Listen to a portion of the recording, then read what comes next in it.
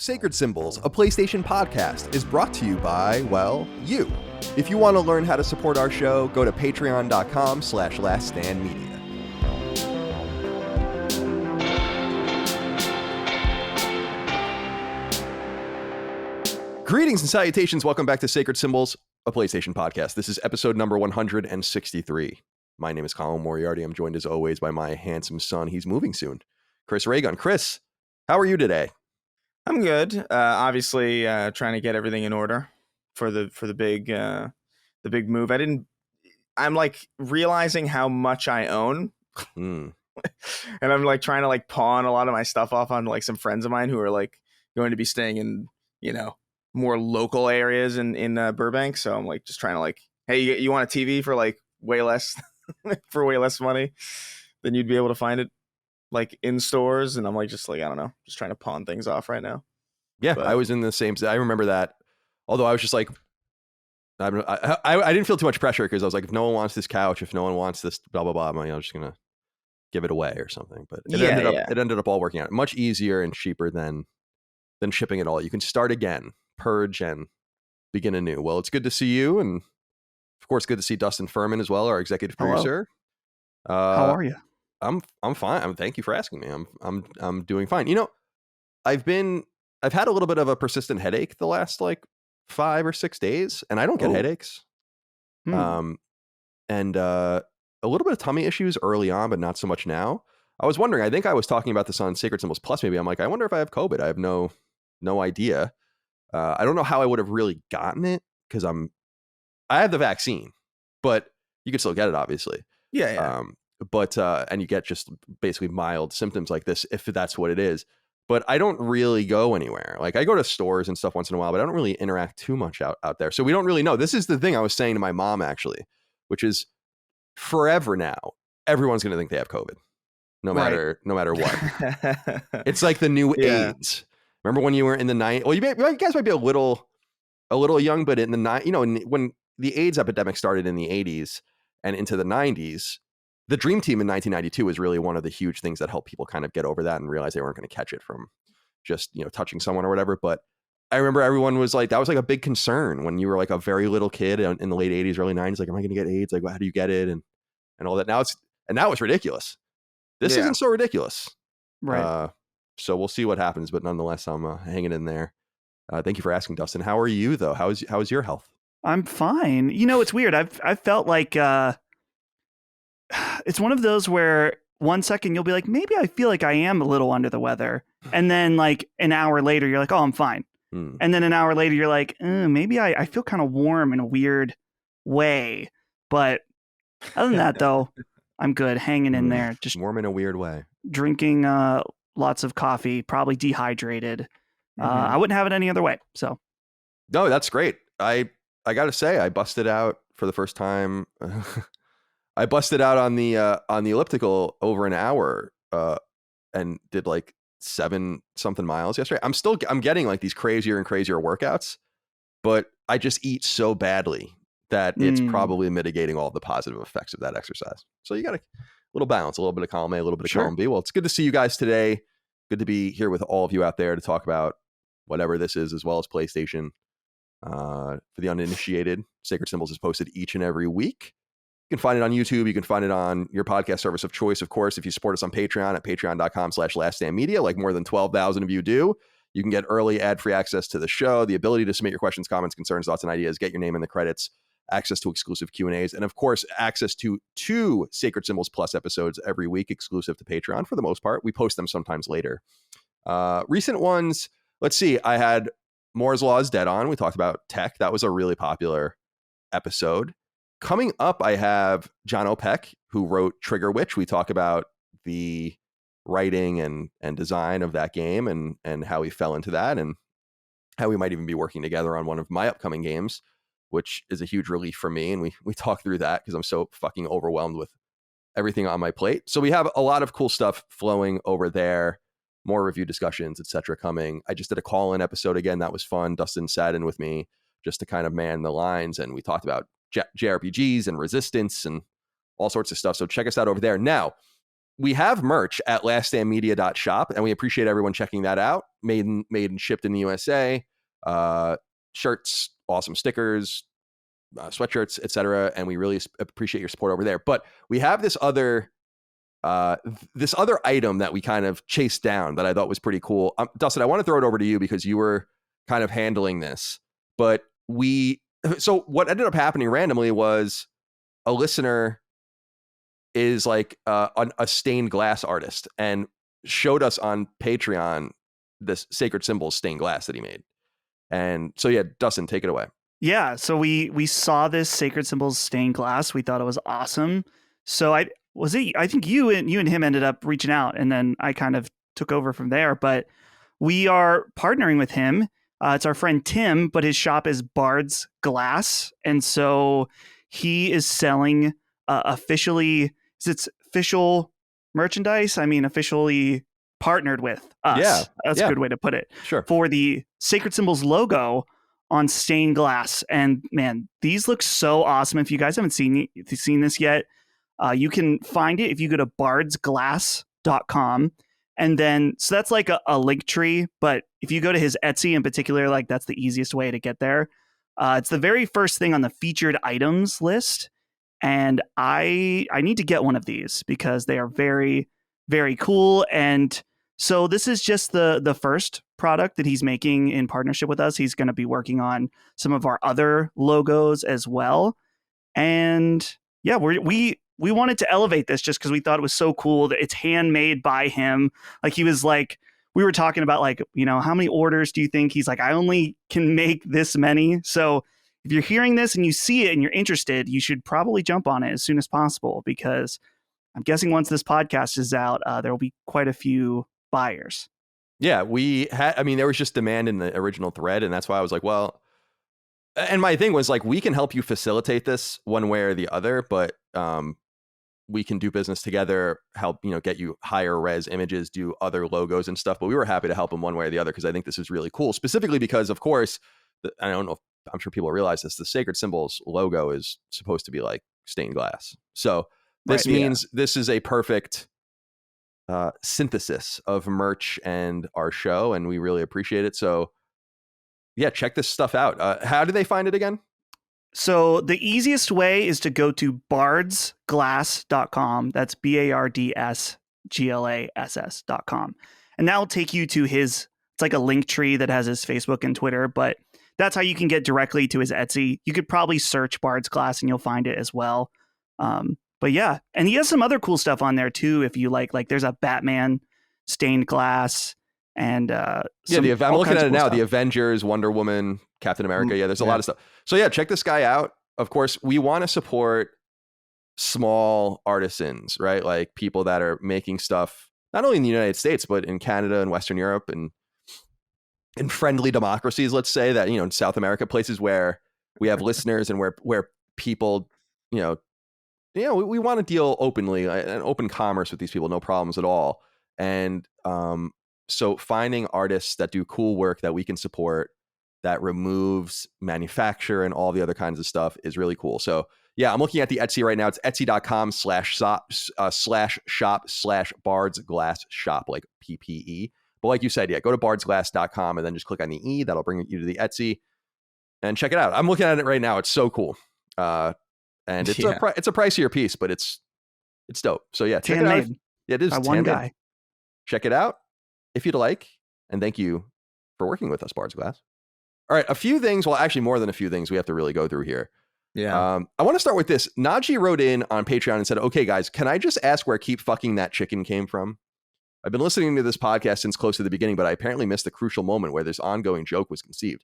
What's weirder is that I've heard no one ever ask about it. Even Maddie asked on an episode of Defining Duke about it. Please help me understand. Good day to you all." So I wanted to get, so there's a guy in New York on Fox, or he was on Fox, named Ernie Anastos. I think it's Anastos. No, I think it's Ernie Anastos. Ernie Anastos, right? Yeah. Let me look here. I have his picture up here. Because that's how it is. Ernie Anastos, right? That's what I remember hearing, like auditorily, like whenever he was like, right, when he was on anything. Right. Yeah. And the reason I know him at all is not only from just TV, I wasn't really watching Fox News, I guess, at 11, or 10 or whatever it was on. But he went to Northeastern, which is where I went. So I remember his name being kind of bandied around in that way too. So in 2009, he gave and I'm just here reading it. Nick Gregory, meteorologist, gave a weather forecast where he made a joke playing off an old Purdue Farms advertising campaign. And he said, quote, "It takes a tough man to make a tender forecast, Nick. Keep fucking that chicken." So it's a reference to this old like Purdue thing. And then it became this like very, not early, because this was like, 12 or 13 years ago, it became this kind of meme online. And because everyone's like, what the fuck did he just say? And he really did say it. And interesting story here is he now goes to Harvard Business School, that guy, and he's not even on TV anymore. But that's where it comes from. And so you missed the reference to it on this show, because it's actually from an old show that I did, specifically called Colin and Greg Live, which was like the very first daily games nerd media news show ever. And we used to do it on Twitch, and I would always graft on these random videos that I thought were funny into the intro. And so the intro was just this heinous collection of just stupid shit that I found online. And that was one of them. So that's where the joke comes from. And now you know. Dude, I didn't even know that, and I've been here since the beginning. Right. So yeah. So that's yeah. Go ahead. I just remember hearing it the first time. I was like, I guess I'm just not going to question this, because clearly this is here for a reason. How many years, Chris? The show's been going on. You've always heard that and been like, well, it is what it is. I never asked about it because I was like, maybe I should know what this is, and it would be unprofessional of me to ask. So I just never bothered to ask. And then it just became just part of like the show. And that now I'm not, I lost all curiosity about it like a year and a half ago, Sure. Yeah. I don't even really think about it anymore. And I also kind of, some people do know what it is just because it was shot around the internet as like, but there are so many memes. I've missed so many memes. I don't even understand half the things I see on the internet anymore. But now you understand, Najee. Thank you for writing in. Fat Spirito wrote in, he took umbrage with something I said last week. In fact, many people took umbrage with this. He said, listen, for weeks, Chris has had to put up with being ridiculed for wearing glasses in the shower. But now, Colin, it's your turn. How the fuck do you get off just casually dropping that all you sleep in is a t-shirt? Like some libertarian Winnie the goddamn Pooh. This is completely egregious and weird. Thanks for the mental image. Chris and Dustin, you better not defend this penis flopping about weirdo. So I didn't think this was going to be so controversial. That I revealed that when I get in the bed at night, I take my boxers off and just sleep with no pants on, but I sleep with a shirt on. So it is kind of like Winnie the Pooh, I guess. Yeah. Winnie the Pooh sleeps in a bed, right? So I would assume it kind of is like Winnie the Pooh, but that's just the reason I do it. It's for multiple reasons. It gets so confined down there, especially when you're dealing with what I'm dealing with. I'm not some pedestrian out here on the street. You understand? So I have to kind of let myself breathe. And also like, my legs just need room from the boxers, and everything I just need to be at maximum comfort. But the t-shirt, it kind of just keeps me, it's a little layer of comfort over my body where I don't feel so exposed above where the covers might be. You understand what I'm saying? No.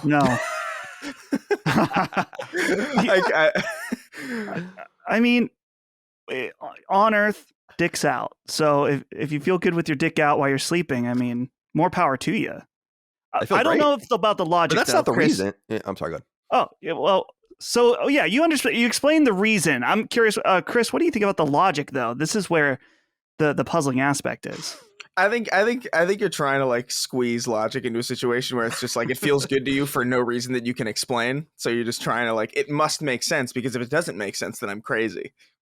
I guess I just feel so bound up by I can't find the proper boxer or brief or whatever that doesn't feel quite right, and everything's wrong with whatever I wear.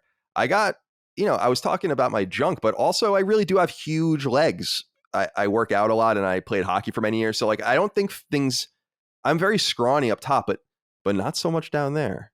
And I feel like I need a little more. I don't know what I need, I need to be naked. I need to sleep like Winnie the Pooh. And that's just the way it has to be, I suppose. It's just the shirt that's confusing. Yeah. Like if you need to be naked, the shirt confuses me. Because like I usually just sleep in underwear and that's it. Because it's just like, why am I going to wear a shirt? Because I'm scrawny too, up top at least. And it's like, I don't feel like I need a t-shirt in the nighttime, you know? I just don't understand the logic, I think. It's fine if that works for you, but like I feel like a lot of these like weird like little idiosyncrasies or like weird little like rituals that we have don't make any sense, and we try to make them make sense. Sure. Because we're just worried about seeming insane. But God bless you. I disagree with this premise though. Well, thank you. I mean, that's fine. I understand. And then I get back up, like my underwear just on the floor next to my bed. I get up, put them right back on. You know, when I go out there, go out. I would have liked to imagine you like going to get the mail, but like you have like a long shirt on that like it's like a girl wears like when she's getting like at her boyfriend. Like on the shameful walk out the next day, but you're like going to get the mail, and it's like, oh, you got to make sure you step correctly so nothing peeks out. Maybe that seems more like your fantasy than anything else. I mean, something I was thinking about. All right. Well, thank you for writing in, Fats Beardo, and everyone else that did about that. We also have, I guess, a clarification. A lot of people, this was troubling me, and I don't want to say a lot of people, but a few people wrote in about this. But Dan Barber says, "Good day, chaps.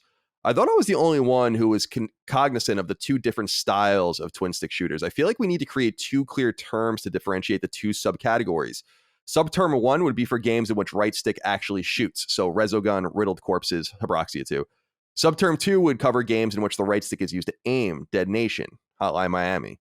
I'm a huge fan of Style 1. I find it simpler input, more kinetic and practical when chasing those high scores. Perhaps Play Style 2 makes more sense in the slower, less arcadey games. A major annoyance is that if it is almost always unclear in reviews and developer blurbs as to which style the game will use. What say you, lads? Is this simply a me thing, or is this something that legitimately bothers others? Have a great day, and forgive my stilted prose. I am an Englishman." Thank you for writing in, Dan. No forgiveness. I don't know if we can forgive you for being British. Or English. No. I don't know if that is forgivable. Chris, I was puzzled by this last week because I actually, with some definitiveness, was like, no, this is the way twin stick shooters work. And then I'm like, wait a minute. People started writing in, and I started answering the question. I'm like, wait, no, that's not true. What am I talking about? There are two styles of twin stick shooter.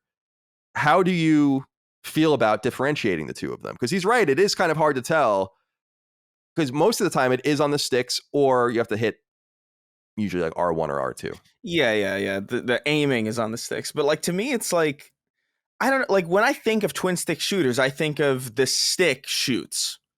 So even when I think of Hotline Miami 2 or like Hotline Miami, like I don't think of that as a twin stick shooter, even though it is. Like it just feels like, oh, it's a top-down arcade game. It reminds me of like, the original GTAs kind of, which is what it's kind of supposed to be an homage to. And I don't think of those as twin stick shooters either. I think of Resogun and Habroxia and like I made a game with zombies in it and like weird like things like that.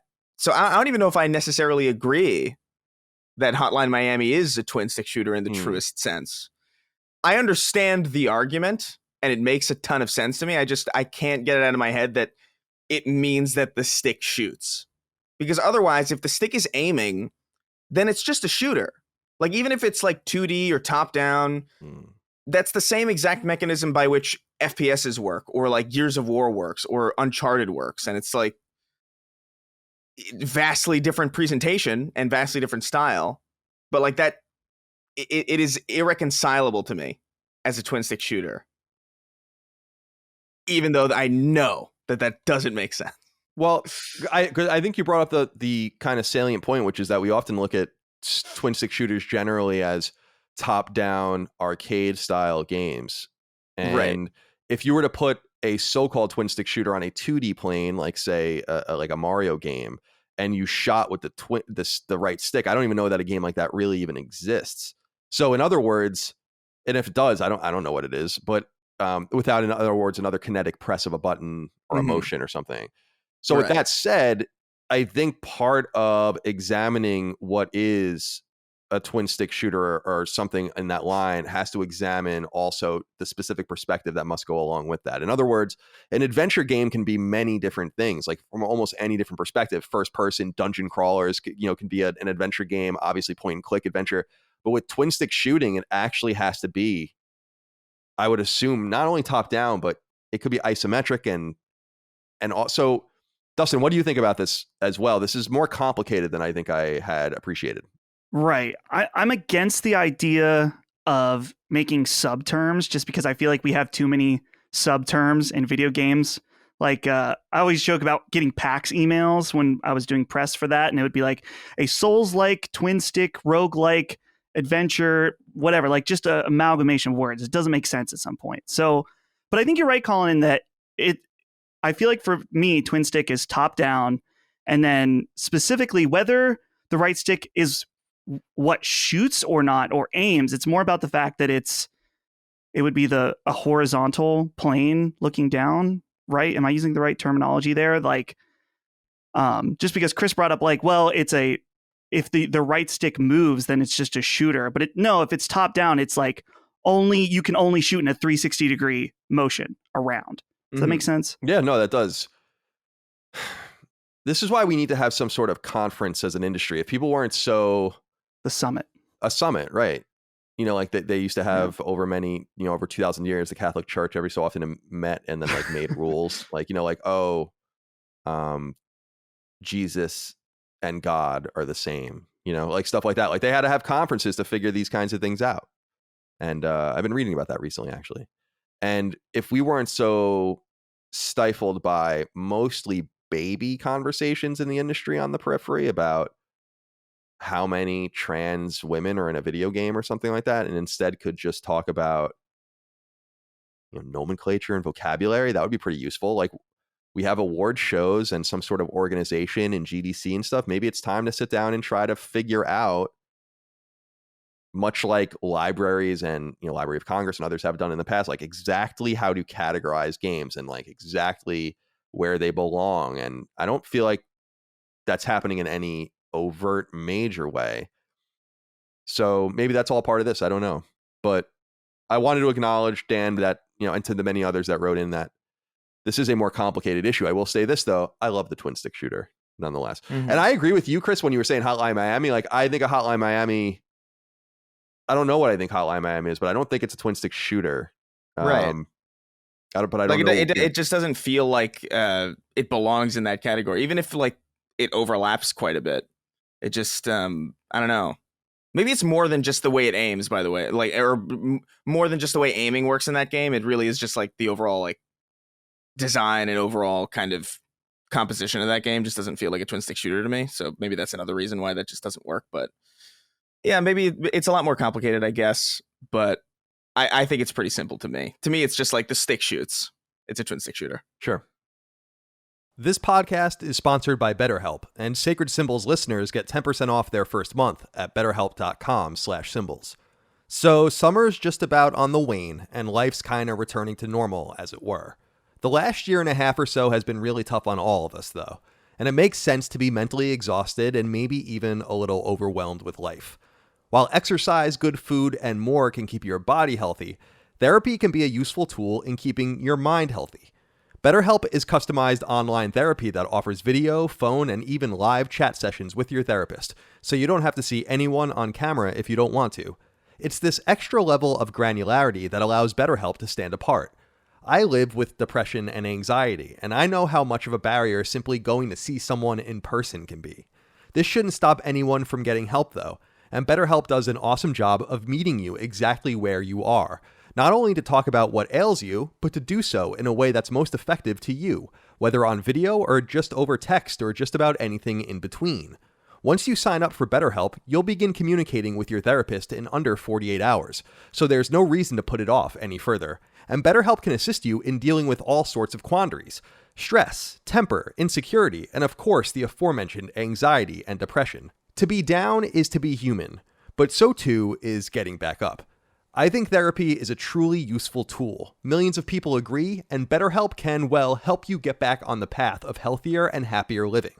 To try BetterHelp for yourself, simply go to betterhelp.com/symbols. That's BetterHelp.com/SYMBOLS and get 10% off your first month of sessions. Again, to give BetterHelp's highly customized, laser-focused therapy a try, go to betterhelp.com/symbols. Get 10% off your first month of therapy sessions at betterhelp.com/symbols. All right. Let's move on to this. We have to talk about this. I'm going to read these next two questions together. Shamar Lomax wrote in and said, "Greetings, gents. With the recent announcement from Blue Box yet again delaying the abandoned shenanigans, my question is this: are you guys still intrigued by the mystery, or are you with Chris, which I think I am not even giving a fuck anymore?" He says he is. Shamar, let's get a little bit more punctuation in these write-ins in the future. One love, guys. Thank you for everything you do. And James Pies wrote in and said, "Hey, CC and Big D, do we have an indie state of play incoming soon? Microsoft and Nintendo had indie showcases this week, so I couldn't help but wonder if Sony had anything up their sleeves. I'd welcome any news from them that didn't involve delays or Kojima conspiracy theories. PlayStation used to love indies, remember? Thanks for being you. All the best." And speaking of that, Nintendo did have, I guess, their event, and Axiom Verge 2 dropped out of the sky. I want to talk about that in a minute. But Dustin, let me throw it over to you. We're kind of still in a holding pattern. I was confident that we would have some sort of... I was excited for this episode because I was like, oh, we'll have some big topic to talk about here. We'll know more. The only things we know more about Abandoned and Blue Box right now is that they were going to post this thing on, like, this update to their app on PlayStation 5. The time came and went. It never happened. We're now 2 days beyond that, right? So one day we're in the second, like, moving through the second day now, and we still haven't heard an update. The day we're recording this is PT's birthday, and so people were expecting that maybe something would pop up here. So if it does, we'll obviously cut in and edit something in here. But I still remain flabbergasted, and I still remain as convinced as ever that there's something up with this. The reason I think that is because they didn't just like say, like, oh, be here at this time. Oh, we couldn't get the thing updated, and then they updated. What they did was they published a 4-second video to Twitter and to social media pages, which seems like to a lot of people, a clear Silent Hill reference. And then this happened. So it's not like it just never happened. A lot of people think that the video they posted to tease this was the biggest nod yet to Silent Hill. I guess specifically the protagonist in one of them, in one or two. Anyway, what do you make of all this? So it's very confusing in that they were tweeting. They're like, "Are you ready?" Which I saw Chris's reply that was like, "Are you ready?" after it didn't launch, which was very good. And it's clear that they were acting like it was ready to go. You mentioned that 4-second little video, and I had a very brief interaction with our mutual friend Barry of Lilymo, and I asked him, can developers schedule updates? And he's like, yes. Mm-hmm. And so we didn't have a long conversation. That was just like him responding in my chat. But so clearly, if you can schedule an update like this, and they were tweeting like it's go time, then it feels like to me they never planned on releasing it at all at that moment, which leads me to believe, like you, Colin, that this is not over. The big question now is that this whole thing has been so sloppy with the release. We talked the delays, multiple delays, and then saying it's coming out, and then within minutes being like, oh, sorry, we're having technical problems, which also, by the way, that tweet where they said they were having technical problems, they tried to hide behind the fact that we're a small indie team. We don't have the wide resources. It's like, okay, then how about your 8 development partners? That's not considered wide resources, the support you have from Sony. Like, yeah, very weird that they would, they brag about, there's a tweet, or not a tweet, a DM that Hassan sent someone, or no, someone asked Hassan because he claimed that the game would have the level of detail as Red Dead Redemption 2. And he said, yes, 100%. Yeah, but wasn't he being sarcastic? I don't know. Maybe not. I don't know, dude. That's an insane claim, and I don't know that you can even make that in earnestness. He's done things like that repeatedly, though, where he'll like really hype things up. So, dude, and then Kojima, like 13 hours ago, he posted this poster where it's we received a gorgeous proof of murder in an abandoned amusement park. And then he goes on, and the poster has a guy in a bunny costume, which there's that bunny costume character from Silent Hill. And then one last thing, Shuhei Yoshida was tweeting about downloading the app. Yep. And kind of giving it a wink and a nod. And I don't know. Like, if anyone knows, you think he would know, right? Definitely. Yeah, he definitely. Did he get duped just like everybody else? Did Sony get duped? I don't know, man. I'm going down with the ship. I already said it. Like, I'm going down with the ship. I think. Do I think or know it's Kojima? I've never made that claim. Do I think that this is much more than it seems and probably has something to do with Silent Hill, maybe Siren or something like that? Maybe something Sony owns. Yeah. I mean, I do think that. I refuse. Yeah. I legitimately refuse to believe that all of these coincidences can line up and it is nothing. How is that possible? You know, it reminds me of a buddy of mine, Eric Brudvig, that I used to work with at IGN. He went to Yale for chemistry. And he would say that theoretically, you could keep dropping a pen on the desk over and over again, and theoretically, it could line up where it would fall through the desk, right? Like, it could, like, the hardness of the desk is not absolute. The hardness of the pen is not absolute, et cetera, and so on. But it'll probably never happen. In fact, you could probably do that forever and it would never happen, but it could, I guess, you know?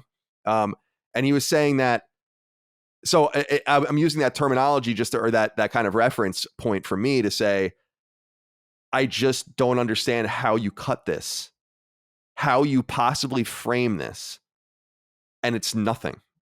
Yeah. It's just too ridiculous. Shuei Yoshida has acknowledged this game multiple times. Not just right before the delay. Right. Noir or whatever that studio, that port studio has already been working with them. They made that video. So they have plenty of resources. These are AAA, by the way, style resources. It's a PlayStation 5 exclusive doing something that no one has done on PS5, which is to upload some sort of weird app that will update at some other time. Also, people have pointed out, I noticed this but didn't want to say it because I don't want to come off as too crazy, too aluminum foilish like Dustin on his Twitch streams.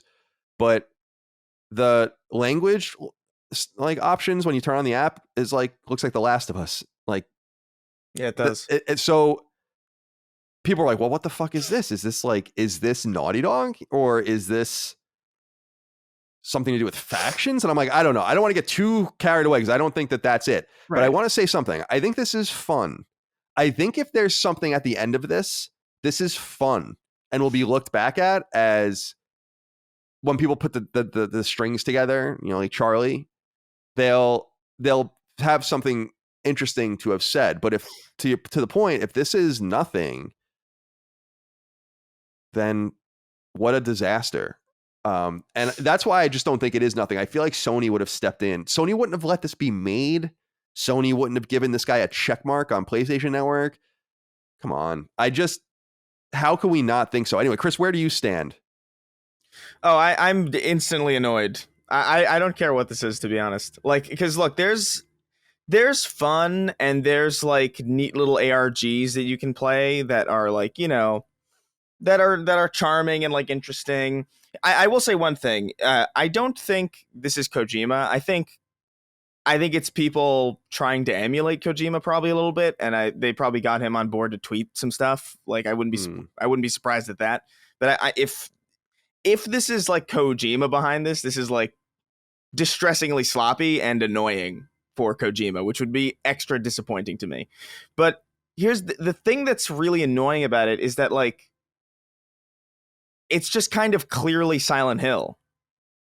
You know, so it's not even like there's really much mystery. And if it's not Silent Hill, then everybody's going to be disappointed. And if it is, then it's just going to be what everybody was guessing the entire time anyway. So it's not even like there's really much of a mystery. It's just tedium upon tedium upon tedium. And it's just like, you schedule this thing where it's like, hey, are you ready? And then you just have people wait. That's not fun. Like, I don't see that.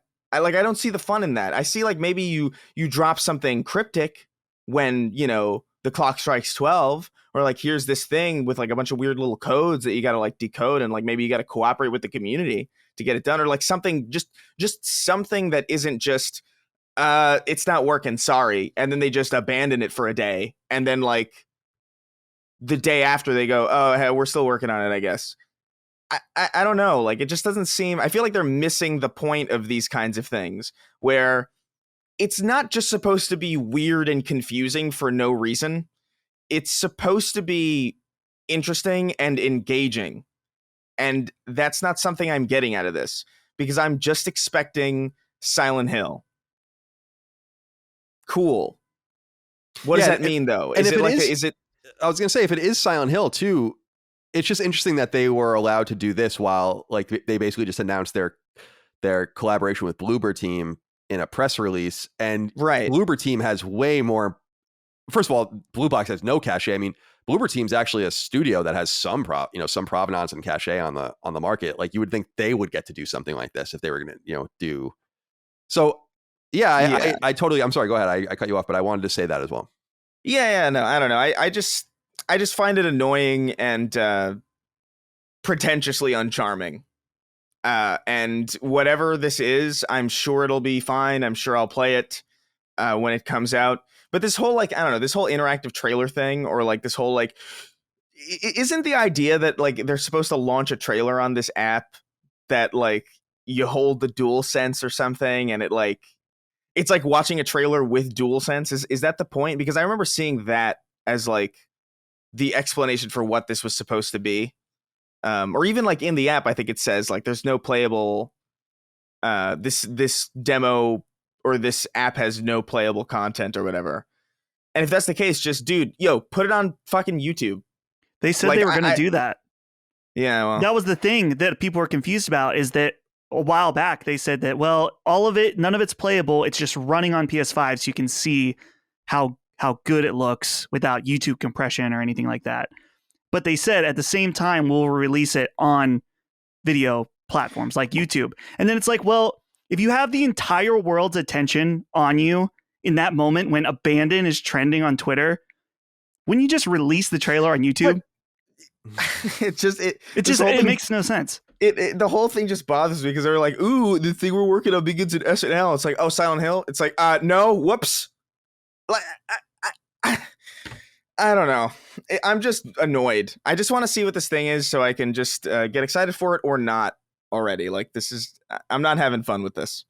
I wasted so much time that day, like, waiting for something to happen. I could have been getting work done. It just pissed me off that I spent 2 hours waiting for this trailer thing to launch, and it still hasn't happened. I would have been waiting for days. Yeah, I mean, if I really stuck with it. That's why it's funny you say that, because we're recording this on PT Day. We'll put it live the day after, and I was originally gonna be like, let's push a little bit to see if they're gonna actually do something today. And then I was like, you know what, fuck this. Like, I can't lose any more time to this mystery. As intrigued as I am by it, we kind of just have to kind of operate normally. And so I guess, Chris, your gut check is that this is Silent Hill related, but not Kojima related, and sloppily handled, I guess. Well, not necessarily not Kojima related. I don't think Kojima is like the mastermind behind this. Like, I don't think this just doesn't seem like his type of thing. Like, it seems like people trying to emulate it. You know what I mean? Like, it feels like, oh, PT was kind of interesting.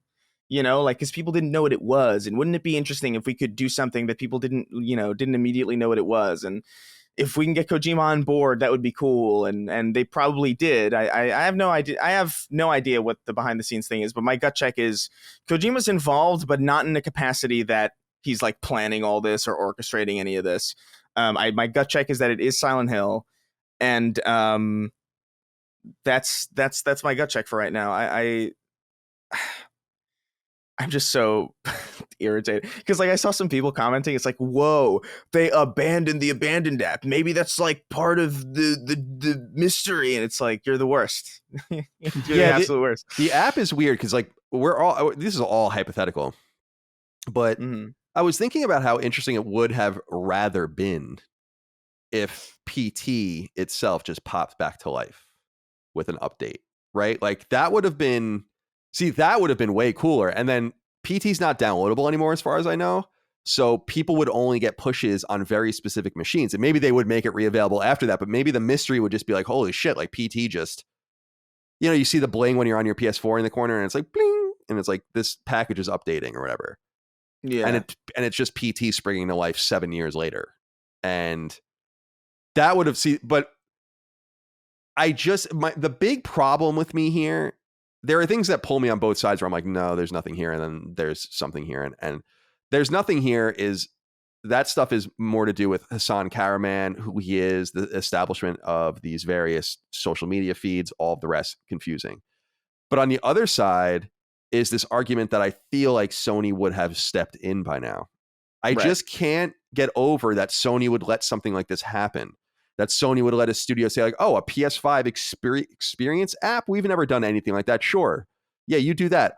Oh, now Shuhei Yoshida, who's the head of Sony's indie and third-party initiatives, he's gonna tweet about it a few times, and you're gonna have a PlayStation blog post. And I just feel like I just can't let go that there's something more here. It's not something that I think people are starting to now try to mitigate the way they feel one way or the other, because they know maybe an answer is nigh and they don't want to be wrong about something. But I don't care. I just think it's what I was saying earlier about the pen falling through the desk, or about, as I've said earlier, about like believing in God and like the evidence for and against, and how your mind just can't ignore these things. I can't ignore the Sony angle.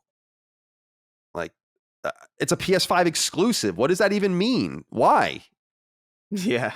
Why is it a PS5 exclusive? No one just does that.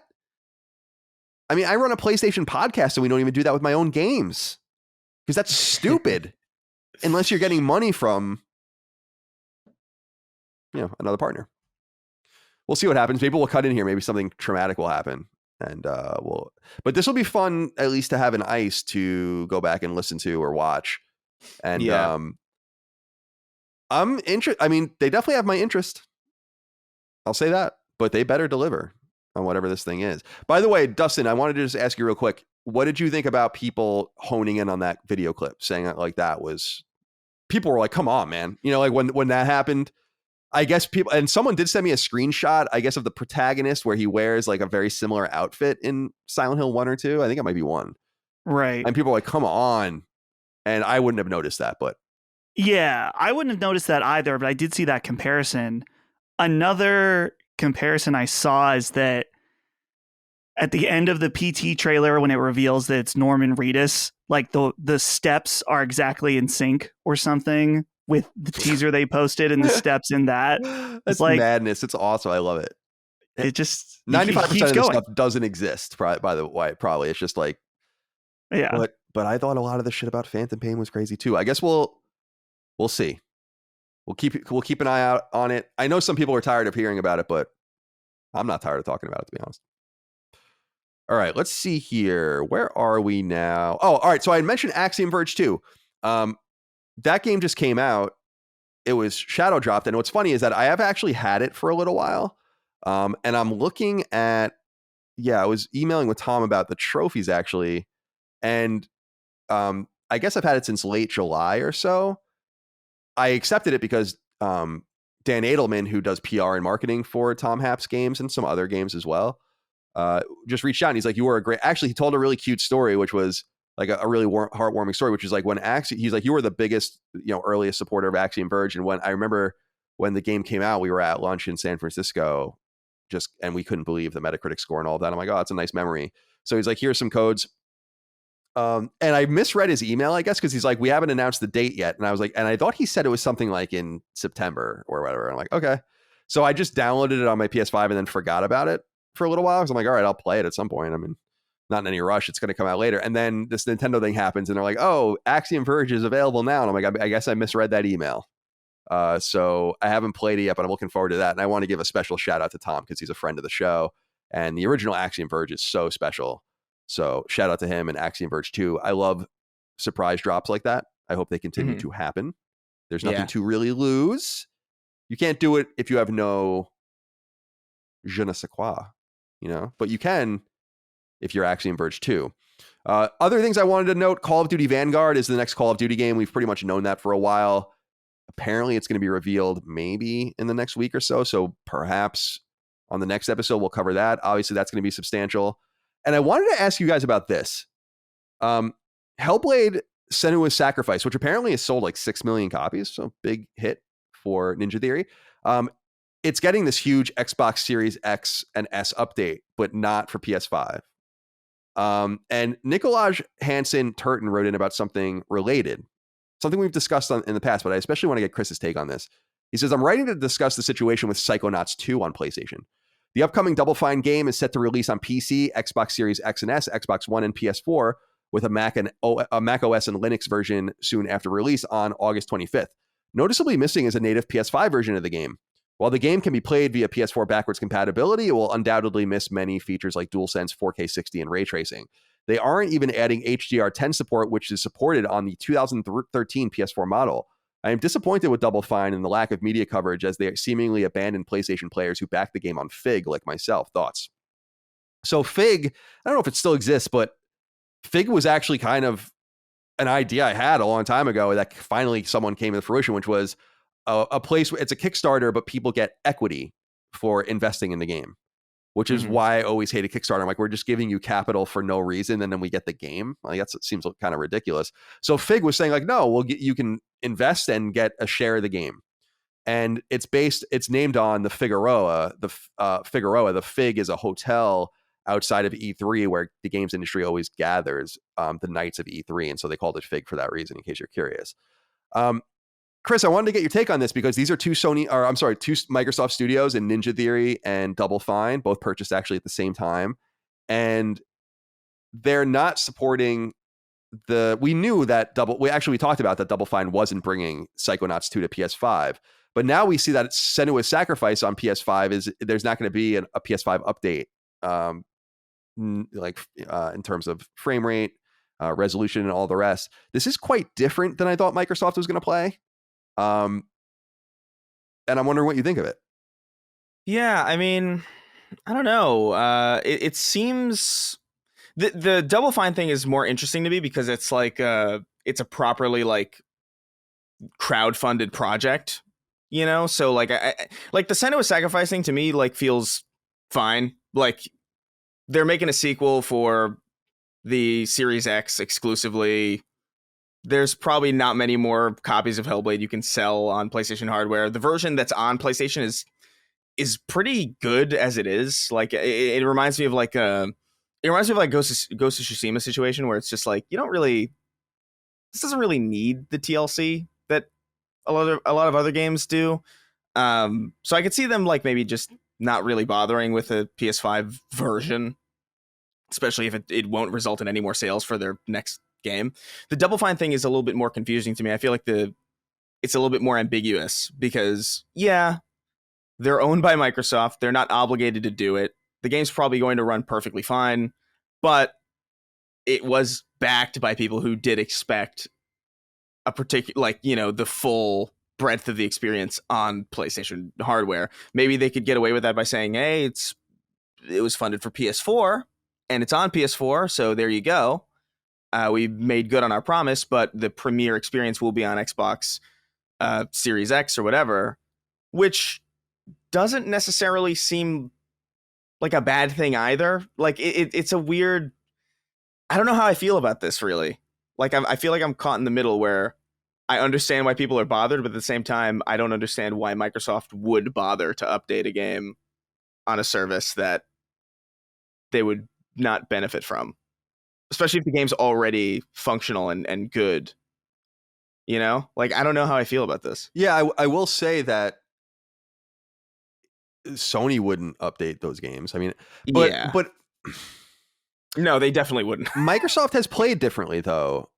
And I'm a little confused by it because I feel like we kind of get raked over the coals for trying to interpret them literally, but they're not consistent. Mm-hmm. They didn't leave Minecraft on PS4 to die. I'm sure when Minecraft comes to Xbox Series X natively, it will come to PS5. Now, I'm not saying that they're games of the same size, but Senua's Sacrifice is a 6 million seller. That's a pretty big game. That sold more than Death Stranding. So wow. I feel like it's kind of shitty. Mm-hmm. I agree with you that the two situations are different. I think I kind of think Senua's Sacrifice should be updated for PS5 just because it's like, well, people bought it there. Like, why is there, they already bought it, you know? Now, I think it was a PlayStation Plus game as well, so they might be less apt to do that for that reason. But the other side of it to me is simply that, well, Psychonauts 2 isn't out yet. And like you said, it is coming to PS4. And when they funded it years ago, the PS5 didn't even exist yet.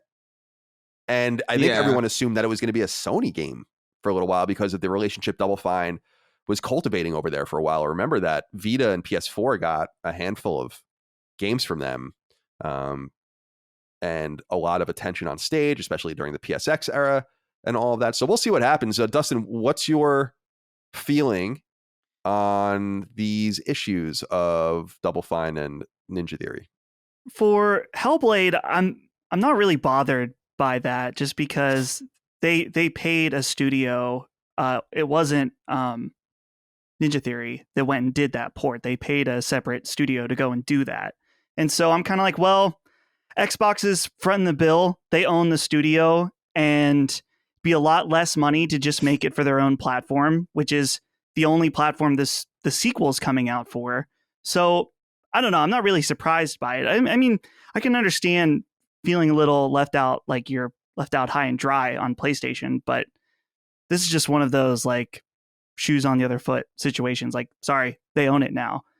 The situation with Double Fine is a little more, it's like Chris said, they fulfilled all their obligations, but it maybe doesn't fully feel like the right thing to do to do that, to be like, well, now we're owned by Microsoft, so we're going to do this version, which it very well may be that this game got delayed because Microsoft said, we are going to pay to make this next gen, current gen, whatever you want to say, version of it. And that's why that version exists at all. But again, it's a messy situation when you have people that funded the game. So I don't know, though. I don't know what with Fig, Colin, you mentioned that's how people can invest and they get a return on the investment for the game.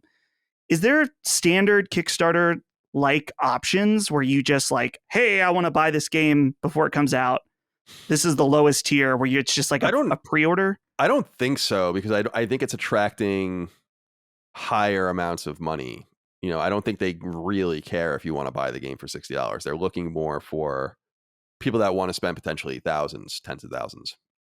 Right. And I think that gets you some sort of access. But I think it was just a different idea and a novel idea. I'm sad that it didn't come sooner, because I just think the whole Kickstarted style game thing is kind of come and gone. In fact, I feel like that could have really changed the game 5 years before it came out, when people were still kickstarting games. By the way, the thing that annoys me the most, it's just such bad marketing, and I don't know why people insist on doing this, is they announced that they're going to launch a Kickstarter. It's like, You announce the project when you have a Kickstarter. You announce the project when you have something to show, right? Like, we always announce our shows with a show. So I'm like, here it is, right? Yeah. Like, you don't announce a Kickstarter and then say, on September 10th, we're doing a Kickstarter. It's like, why wouldn't you just do it right now? You have my attention right now. So that's just a whole nother marketing argument. But I feel like it makes sense from Microsoft's perspective. I am actually very interested to see if they start playing harder with Minecraft. I had mentioned years ago that I felt like they should have been playing hardball with Minecraft. And this seems like the kind of Microsoft that would do that, but they also have honored that Minecraft has been there. They even updated it until, on Vita and PS3 for years. Yeah. So we'll see what happens, but something to keep an eye out on nonetheless. And thank you for writing in about that, Nicolaj. Grand Theft Auto 5 rumor, PS5, 4K 60. Chris, not a huge surprise, I guess, right? I don't know why people were expecting anything less. Yeah, I mean, I would assume that's the route that we're going. That's pretty much the new standard, which is kind of crazy if you think about it. But if these are rumors, they won't be rumors for long. This is definitely going to happen.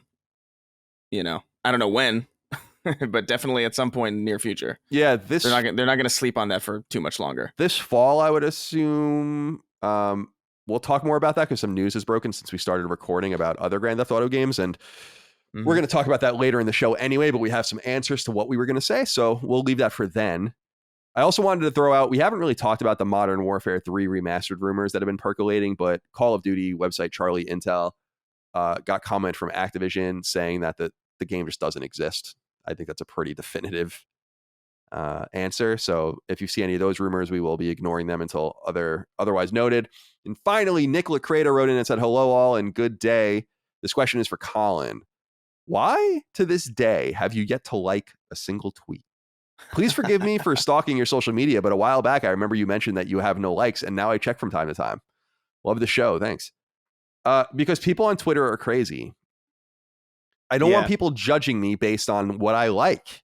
They already judge me based on who I follow. They judge me based on my retweets. I'd rather you judge me based on the things I say and do, as opposed to just likes. So I'm really wary to like anything, because I know everyone just weaponizes everything against everyone. So why? I try to respond directly to tweets that I like, and I appreciate people's kind words and all that kind of stuff. But I know not everyone's like that. But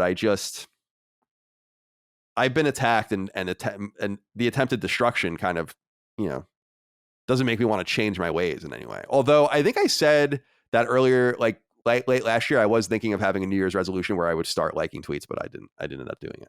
Chris, does that frustrate you? What? That I don't like tweets? No, I don't care. I don't care what other people do with their platforms, like especially like on Twitter, like Twitter is so meaningless. Like I don't think I've ever checked another person's likes either. Like ever. Unless I'm like looking for something that like I remember liking, and I'm like, what the hell was that tweet? And I'll like scroll through my own just as like a list, just like, that was a good video of some dude like getting really angry at Fortnite and like bashing his keyboard into like a million pieces. Have you seen those videos? Yeah, I totally know what you mean. Dude, I watch them every day before I go to bed. Like people just like like curb stomping their their monitors because they got 360 no scoped by some child in Fortnite who isn't old enough to make a grilled cheese on his own. Well, because I always wonder when I see that stuff if it's real or not. Because some of them are definitely not, but like the real ones you can tell, because there's just like there's just an air of uncomfortability that just like fills the screen. Sure. And you're like, ooh, that's a real one. Excellent. Love it. All right. What else here? Is there anything else? So yeah, Dustin, do you have any problem with the no like tweet thing? No, I get it. People try to weaponize the dumbest stuff. I mean, theoretically, I've liked tweets probably from someone who did horrible things. There's probably a tweet that I liked of someone who's in jail now. Someone could try to find that. I don't like. To me, I guess it just depends on how you use the platform. I don't know. Like, I'm not worried about. Maybe I should be worried. Someone come and see that I liked some horrible tweet 12 years ago. But Dustin, you liked in 2011. You liked Bill Cosby tweeting, "Hey, hey, hey." Yeah, exactly. Stuff like that. Rape supporter. Now, I'm done for. Yeah. Now you're finished. Now, I will say that this could change in the future. Maybe I will start liking tweets, but I try to like things on Instagram, but that's like more for me. Like I don't really follow people I don't know on Instagram. That's more of a me thing. You can't see other people's likes on Instagram either. You used to be able to, but now it's just like, unless they're on that post already, they're not gonna, they're like, you know what you should do? You should like only one tweet, and it should make no fucking sense. Once in a while, I do go to look at my likes, and I realize that I did accidentally like something, and it's always something totally random. And because when you're scrolling and you accidentally, and I'm it's like just some random person saying something random like a week ago. And I'm like, oh, pop out, and then it cleans itself up. So I'm sorry if that bothers you out there, but well, I'm not that sorry because I don't really care. Listen, I'm just gonna come right out of the gate and say it. I'm a Manscaped fan. Manscaped is a grooming company for men, and perhaps some hairier and wilder women among you as well, that specializes in ridding your body of unwanted, useless, and often disgusting hair, and generally cleaning you up and making you look and smell nice. Listen, it's 2021, we can just come out and say it. You need to shave your crotch, and Manscaped can help at manscaped.com with the checkout code SACRED for 20% off your order with free shipping. Now, Manscaped's Performance Package 4.0 comes with what is undoubtedly my favorite piece of gear in their arsenal, the aptly titled Lawnmower. This thing gets the job done, and it does so safely and quickly. You can mess around with your girlfriend's razors down there, we've all done it, but you damn well know you're taking a risk when you do it. One slip of the wrist and, well, you might sever something. The lawnmower, the centerpiece of the majestic performance package, looks just like a small buzzer, but it's capable of mighty things. And I can speak from experience when I say that you could potentially make a wig of hair with what's going on around your body. Of course, the lawnmower is also great for trimming your chest hair and your armpit hair and even your beard, which I also use it for. And although I'm not quite old and crinkled enough to have prominent ear or nose hair yet, some of you sons of guns probably are, which is why the performance package also comes with the Weed Whacker, for those tougher to reach areas. Manscaped's Performance Package 4.0 also comes with what they call ball deodorant and more, and you can store it all in a lovely travel bag. So I think it's time you try Manscaped for yourself. To get 20% off your order plus free shipping, use the code SACRED at manscaped.com. That's the checkout code SACRED, SACRED, at manscaped.com, manscaped.com. For all your manscaping needs, go to manscaped.com and use the checkout code SACRED. For a clean trinity and beyond, your Spaceballs will thank you. All right, let's get into what we're playing. Chris, let's start with you. Actually, well, we can talk. Let's talk to both of you because you're both playing Back for Blood, or the beta. The game, by the way, just went gold. I thought that was kind of strange because we're in the middle of a beta. During a beta, yeah. So, alrighty. But what do you guys think? Chris, let's start with you. Yeah, so I like it. I enjoy it. There are elements of it that bother me, especially like because Dustin and I played, I think like a week ago at this point. But we jumped in and immediately there's this card system that is like when you first look at it is really, really daunting and annoying and kind of invasive. But I found that as I played more of it, I was just like, oh, it's not as bad as it seems. If you're like if you're on like your first game of it and you're immediately put off, I understand. But like, there's actually cool like little roguelike elements to these cards and like difficulty modifiers, and it's actually kind of well done in that regard. But the game feels nice to play. The guns feel good. I think the level design and just general kind of the way that the mechanics have built on Left 4 Dead 2, I think are positive. I think it's a step forward mechanically and gameplay wise. And I think it's fun. I enjoy it. The campaigns are a little bit long.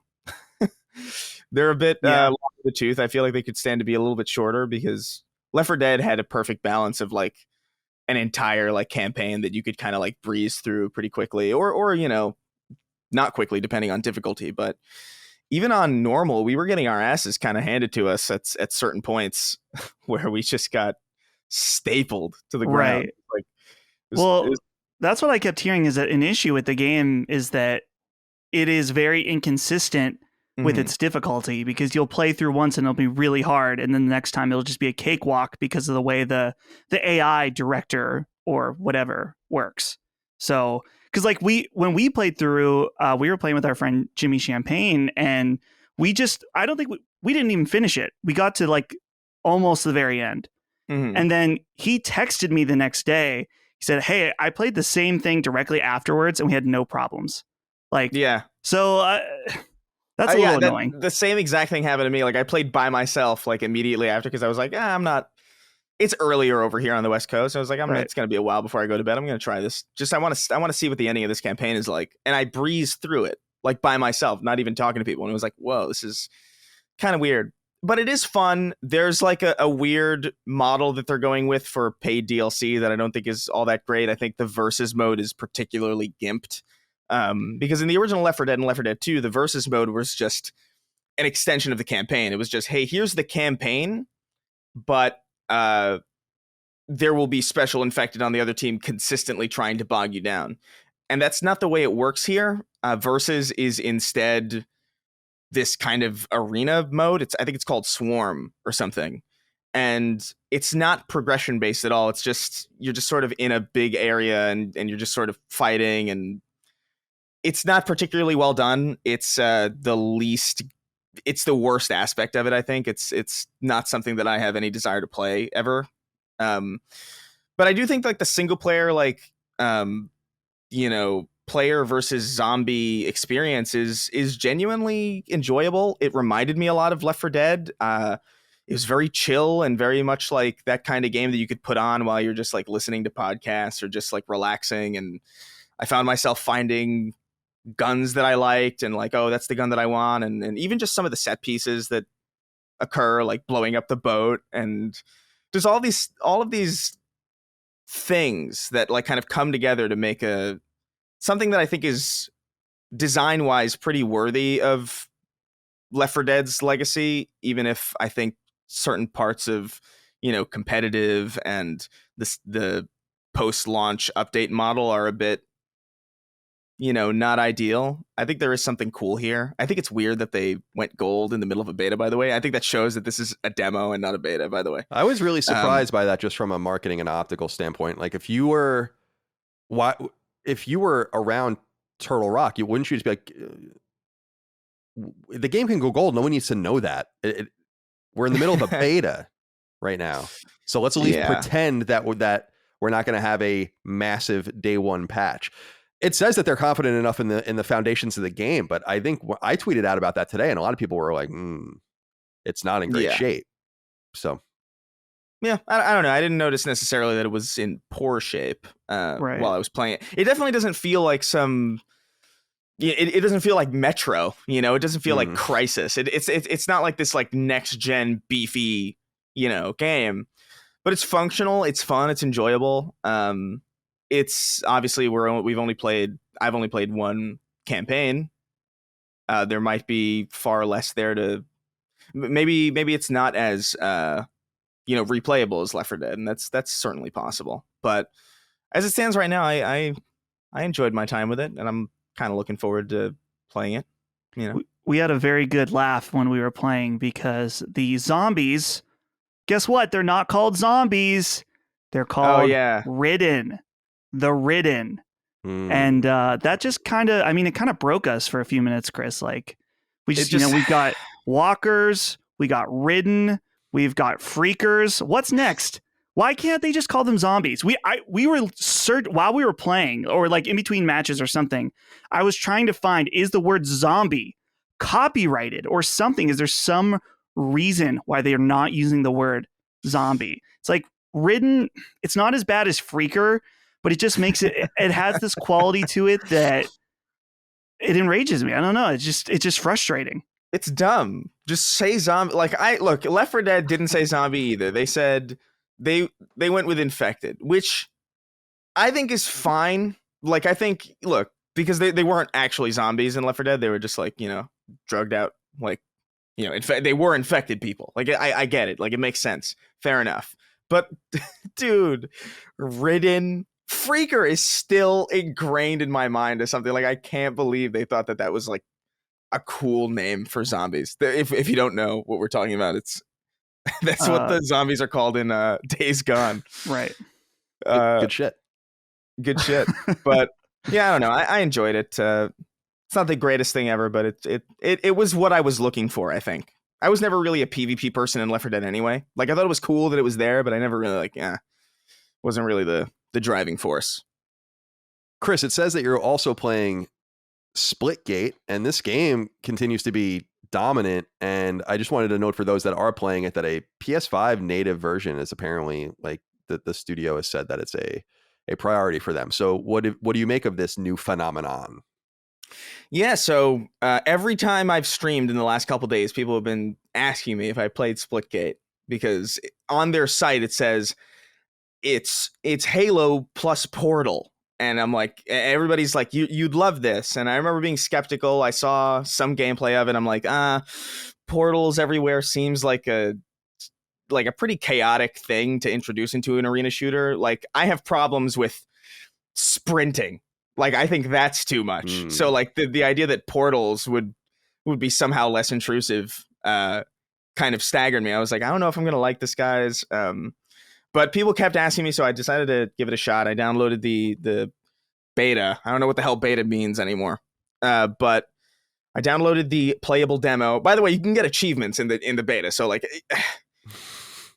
whatever. But I played for like a good hour and a half. And then I played a little bit more after the stream ended, and it is sincerely a lot of fun.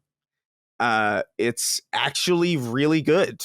It's definitely very Halo inspired, although I think it borrows a lot more from like Unreal Tournament and Tribes specifically, with just the height that you can get to by jumping and just the momentum at play with like the portals, and the maps are like surprisingly well designed and the guns feel pretty good. It's shockingly enjoyable. Like it feels like a game that's like you could be as casual or competitive with it as you would want to be, which I think is like really important in the arena shooter space, because oftentimes these games get either so competitive that you can't just sit down and enjoy them, or so casual that it doesn't feel rewarding to get good. And I feel like this is like that happy medium where it's like, yeah, you know, you could get some crazy plays, but you could also just kind of fuck around and just, you know, portal around and have a good time. And I'm genuinely surprised that I enjoyed this. Just because, and by the way, its art style is garish and disgusting. Like I was gonna ask you about that.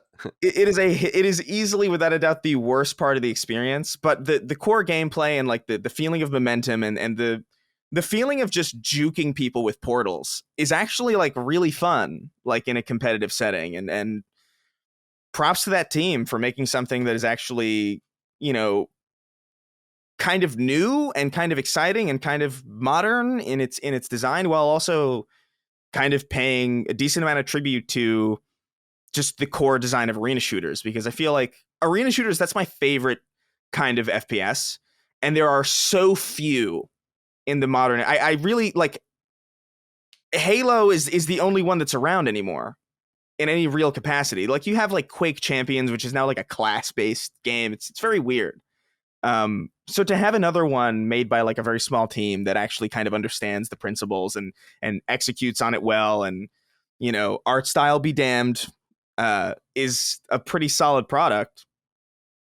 It's pretty good. I genuinely recommend people check it out if they're looking for, you know, some arena shooter type fix, because I know that that's very underserved. And by the way, it is the closest, albeit still pretty different, the closest experience that's analogous to Halo that you can get on PlayStation right now. So I'll just say that.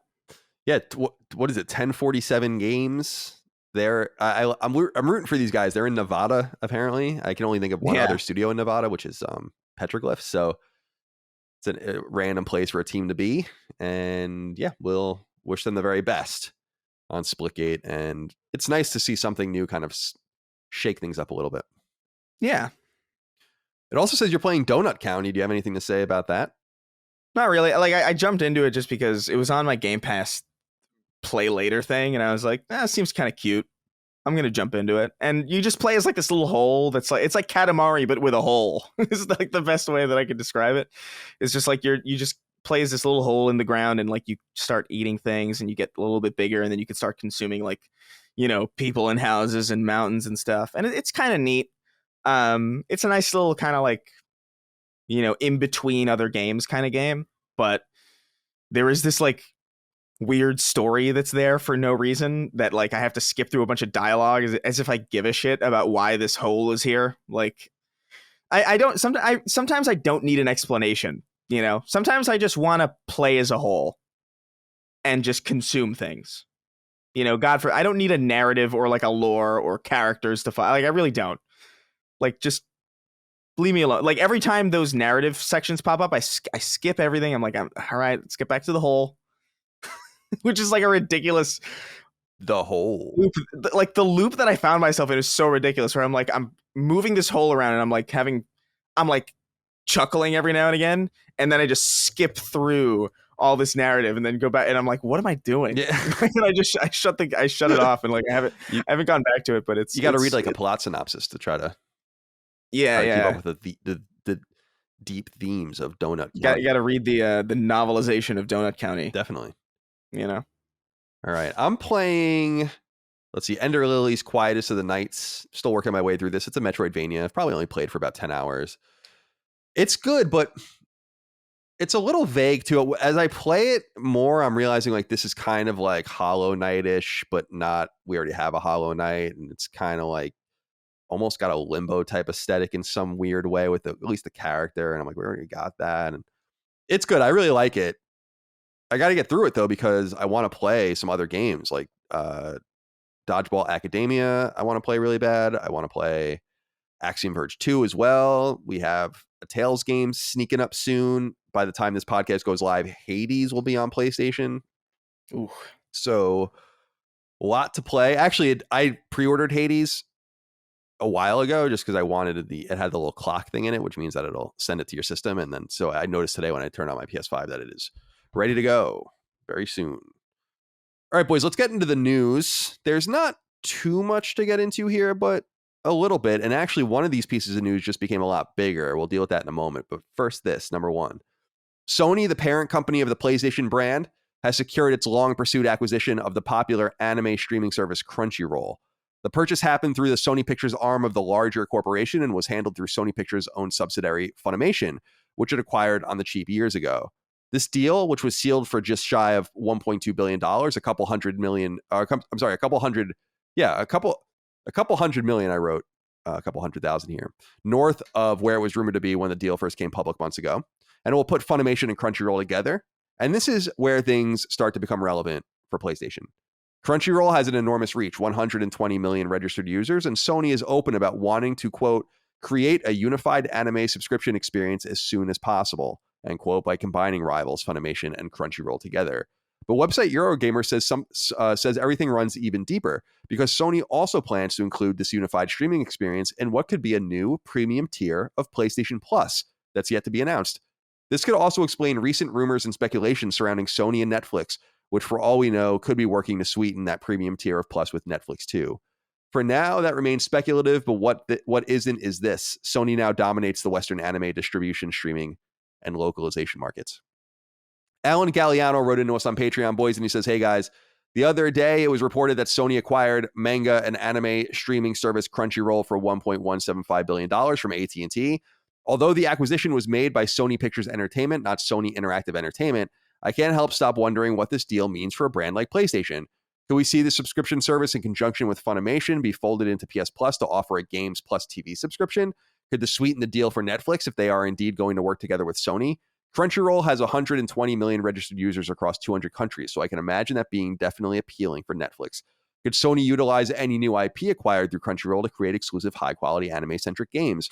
What are your opinions on this? Am I mixing PlayStation with something inconsequential to the brand? Had fun with the podcast and enjoy the rest of your day. Thank you, Alan. I don't think what you're saying is inconsequential whatsoever. In fact, Eurogamer's reporting indicates that it is deeply and intimately tied to PlayStation. What do you think, Dustin? You're our resident weeb. Dig deep for us and tell us what this means for the PlayStation brand and for anime generally. It seems like this is somewhat of a monopolization of anime streaming, isn't it, in the West? I thought of that as well, in that I know that they're kind of the two big boys when it comes to I'm trying to think of what it's called. When it'll come out in Japan and then the very same time it'll come out in the US. So like a concurrent release, a global release. Right. Yeah, they're both Funimation and Crunchyroll are kind of the lead in that. Amazon at one point had an anime thing going on that I think that they've abandoned, and the other player is Netflix, who obviously it's not like it's a decently large focus for them. They've been able to secure some big gets. Like specifically, they secured the rights to the original Evangelion series, which now Amazon has the new movie that's coming out today if you're listening on Friday. So I don't know if it's a monopolization, but it's one of those things where it's going to be good for anime fans, because one of the most annoying aspects right now is that there's a lot of crossover with Crunchyroll and Funimation, but there are still things that are exclusive to each platform. And it's very annoying where I've had this happen many times where I will want to go watch something in particular, but it's on Funimation and I only have Crunchyroll. So this is good. This idea of a master anime service is cool. And I think that this is actually welcome to the anime industry at large, just because I think they would rather fight piracy than fight each other when it comes to platforms, because piracy in anime is like tied very strongly still. So that's good. As far as PlayStation, my theory is that we will get a Crunchyroll / Funimation selects, where kind of like the PS Plus collection for games, only we'll have the same thing for anime. That's like, hey, here's Attack on Titan, here's Death Note, here's the first season of My Hero Academia, kind of like the big boys, right? Because a lot of these services already, I believe with Crunchyroll and maybe also Funimation, you can usually watch a lot of this stuff for free, but it's ad supported and it might not be in HD. Let's see, early access with the premium watch new. So yeah, there is a free version. So I could see them supplementing that and be like, okay, let's take the best of the best, line it up for everybody, and this is a new perk. So that would be really appealing too for a lot of people. Not everyone wants to buy and pay for an anime subscription, but a lot of people do like anime casually and may want to watch Attack on Titan or something like that, one of these big shows, and this could be a really interesting happy medium. Yeah, very well said. I feel like this is a pretty big deal, and to Alan's question, I don't think that he's mixing PlayStation with something inconsequential at all. I think this does make an interesting conduit by which maybe games wrapped up with these various anime could come to PlayStation. Now they already do, but maybe that alienates these releases from other platforms, which gives Sony some sort of advantage if they wanted to explore that. Obviously, PS Plus, I think, is pretty ripe for further exploration. I think they should start some sort of tiering system. I think part of that even would be intriguing is to drop the cost of one of the tiers if people just want to play online and then really start giving them more like the free games and blah, blah, blah. So I'm intrigued by this deal because I think first of all, it seems somewhat affordable. A lot of things seem to be going for enormous amounts of money. They did have to play hardball. I mean, I think they offered $850 million. So they got driven up pretty substantially, almost 20%. So there's that. Chris, what do you have to say about this? Any input here from your perspective? Not really. I think what Dustin says makes sense. I think it's interesting though that like the most interesting thing about this is that they own Funimation and Crunchyroll now.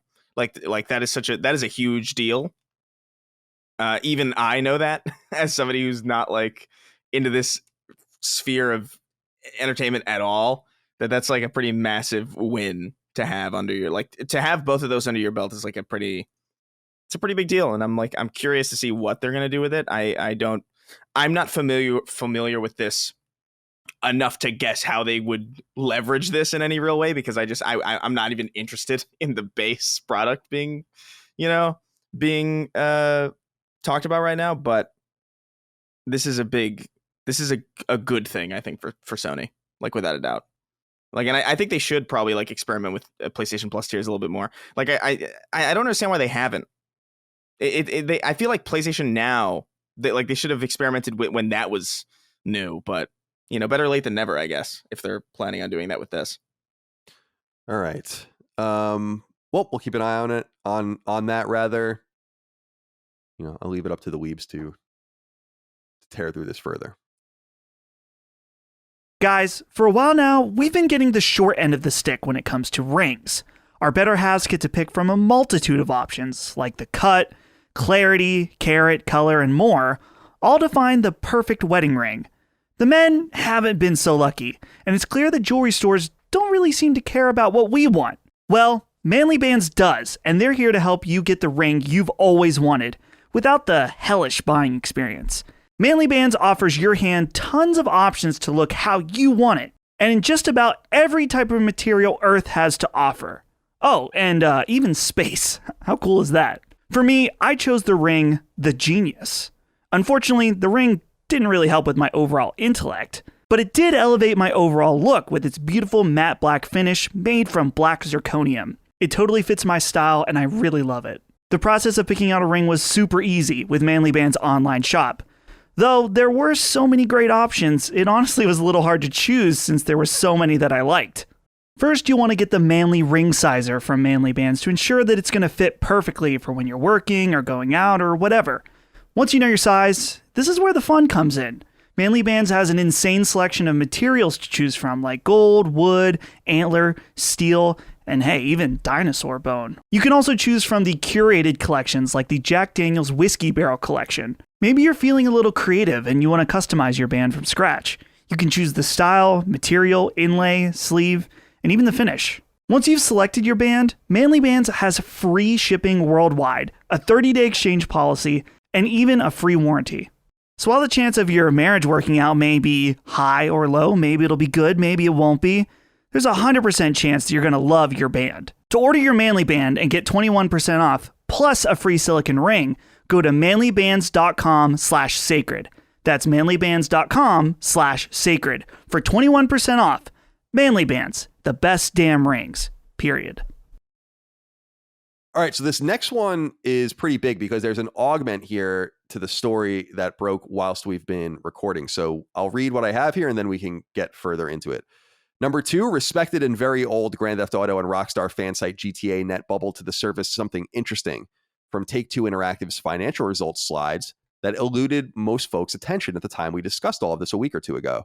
In a slide entitled Pipeline Details as of May 18th, 2021, Take-Two, the publishing arm which owns Rockstar, as well as 2K Games, 2K Sports Private Division, and other imprints, outlines 3 unannounced games under the column New Iterations of previously released titles.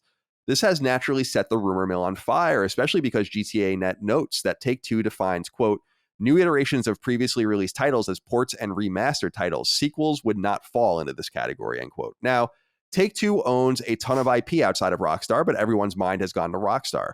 Grand Theft Auto 4 and its beloved expansions could be one target. GTA 3, Vice City, and San Andreas could be 3 more, though they are already available to play natively on PlayStation 4. Manhunt, Bully, and State of Emergency also come to mind when we think of Rockstar. Outside of Rockstar, Take-Two owns Mafia, which has seen all of its games all re-released, as well as BioShock, which has experienced the same.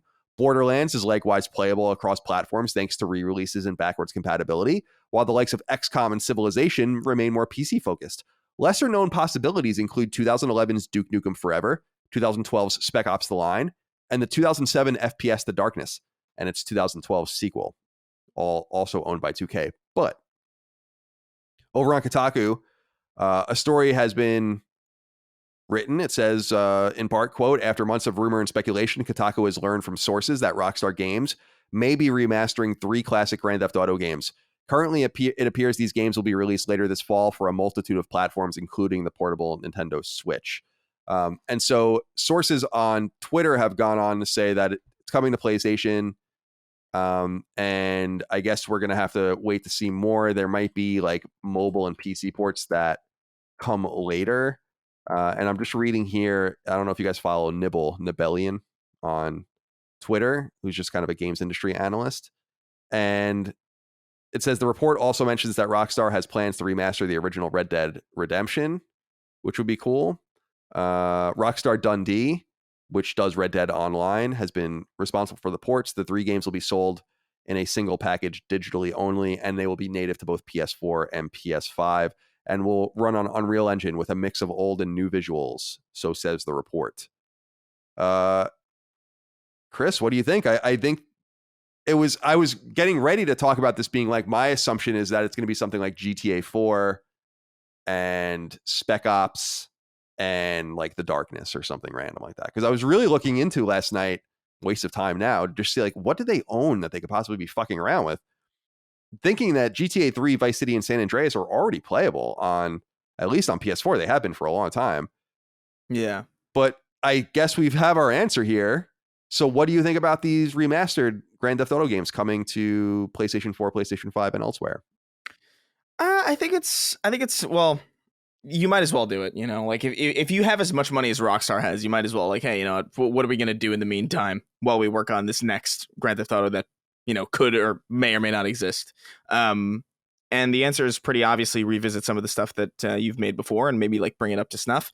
I think those games, it's been a while since I've played those old games, so I'm not sure if it's one of those situations where they're remastering a game that's unnecessary to remaster, where like you could probably just port them directly and they would still be just as fun. Although I would imagine Vice City would, you know, that would be an awesome game to see remastered, I think. but I think it's awesome. I think this is cool. Like I really like those old games. I never actually got a chance to play through them because I only ever played them at like cousins' houses because my parents wouldn't let me get it. It was like, oh, you could play whatever the hell you want. You could go to Iraq in a fictional war setting and shoot people in you know, in the Middle East, but you can't steal a car from a hooker. That was like their line. So I'm looking forward to like maybe playing these through for the first time and in a maybe like a less nauseating way than they were originally released. I think it's cool. You know, I would have preferred some more niche things though, to be fair, because again, like we talked about, these games are kind of playable to some extent already, like on modern hardware. So like it would have been cool to see something like Spec Ops, but you know, that'll come whenever people want it. I guess there's probably not a lot of demand for a Spec Ops. You know, yeah, it wasn't exactly renowned for its gameplay. No, I mean, I love that game. I'm a little surprised that 2K hasn't tried to bubble that one back up, because that's a legitimately beloved one-off game that I don't think a lot of people played. And so when I was going through, I was like, well, what could it be? Like the Mafia games have all been re-released and so on and so forth. GTA 3 came out, obviously 2001, Vice City 2002, San Andreas 2004, all on PS2. They came later to other platforms. I am a little surprised that they're doing this, actually, because they don't seem to give a fuck about anything with the old single player like Grand Theft Auto games. So this gets me excited for multiple reasons. Number one is they must be willing to re-release GTA 4 and the DLC packs, you know, Ballad of Gay Tony and The Lost and the Damned at some point, which would be really cool. They're obviously going to do the same thing because they say in the report that they're going to do this for Red Dead Redemption. Red Dead Redemption is newer than Grand Theft Auto 4. So yeah, it would be interesting for them to revisit that. And I had went back and played GTA 3 again, not all the way through, but a few years ago on PS4. And it's tough, man. Like, it's really tough to go back and play. Like, even, and I remember when it moved off the face buttons, me getting really mad, and now I'm just so used to it. But the gas is on the X button, right? And I remember when it finally went to the triggers, I was like, no, I want it on the X button. And then now that's just how we roll. So it's just similar to Metal Gear Solid 2, which I'm having a very difficult time playing right now on Vita for a knockback. It's just so hard to go back and play some of these old games. And so this is kind of serendipitous because it renews them, right? And we don't have to deal with the stiff camera and all the rest that those games are known for. And it makes some of those older classics a little bit more approachable to some people who might not be affected by the charm of those. You know, like, because I feel like we might find some of that stuff charming because we like experienced them when they were new and like maybe have nostalgia for them. But like somebody who has never played GTA Vice City is not going to find the clunky controls charming. You know, they're going to be like, this sucks. I don't want to play this. But I will say though, I would have preferred a Grand Theft Auto 4 port, or like a Grand Theft Auto 4 remaster or something like that, because that's the only game that's not really playable on modern hardware right now. Like, because those old games have been ported to PlayStation 4. I'm pretty sure that Grand Theft Auto 4 is still locked on PS3. There's no way to play that on PS4, as far as I'm aware. I haven't seen it on the store. There is no port. So that's the one thing that kind of bothers me. It was like, I wish they would have went with that first, because I think that's the one that is just conspicuously missing, you know, as far as like modern GTA goes. But hopefully that happens eventually, because I actually have a really big soft spot for GTA 4. The Euphoria engine that they used for that game is hilarious, and the physics were just so fun to mess around with. So I don't know, man. I hope and that start screen too, that start screen music is so, oh god. I love the pause game. Like the map screen for Ballad of Gay Tony, especially. I'm a huge fan of. It's like this it's almost like synthy, I don't know, background track. Yeah Really, really looking forward to those games coming hopefully this fall. It doesn't seem like they will go unplayed this fall because there's a lot of openings. And I assume also, and that's what I was saying earlier with GTA 5 coming this fall, got to imagine maybe this is going to be some sort of pre-order bonus or something for those that pre-order that game. I mean, I have no idea. Dustin, where is your mind at on the Grand Theft Auto? I think it sounds awesome. I've actually not really, I mean, I've played those games, but never all the way through. And so getting some modern enhancements to kind of get them up to standard to today sounds awesome. I'm curious really about this Red Dead Redemption 1 or the possibility of the remaster as well.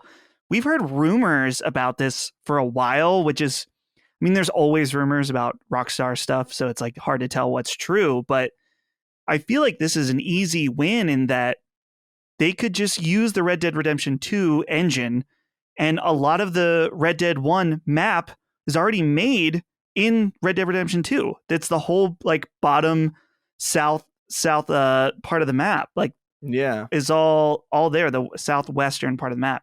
So, and the thing about Red Dead Redemption 1 is still such high quality with its voice acting, that they could just use the voice acting they already have. It would still be a huge task to do, no doubt. But as far as engine and some of the map, I mean, the work is already done. The question I have now is just, according to this Nebellion tweet, the GTA is all 3 games in one package, digital only. So let's just say that's the first. Those 3 games is one. The second one, potentially Red Dead Redemption remaster as well. So that still could leave us with a third re-release. I'm just going to put out in the ether again.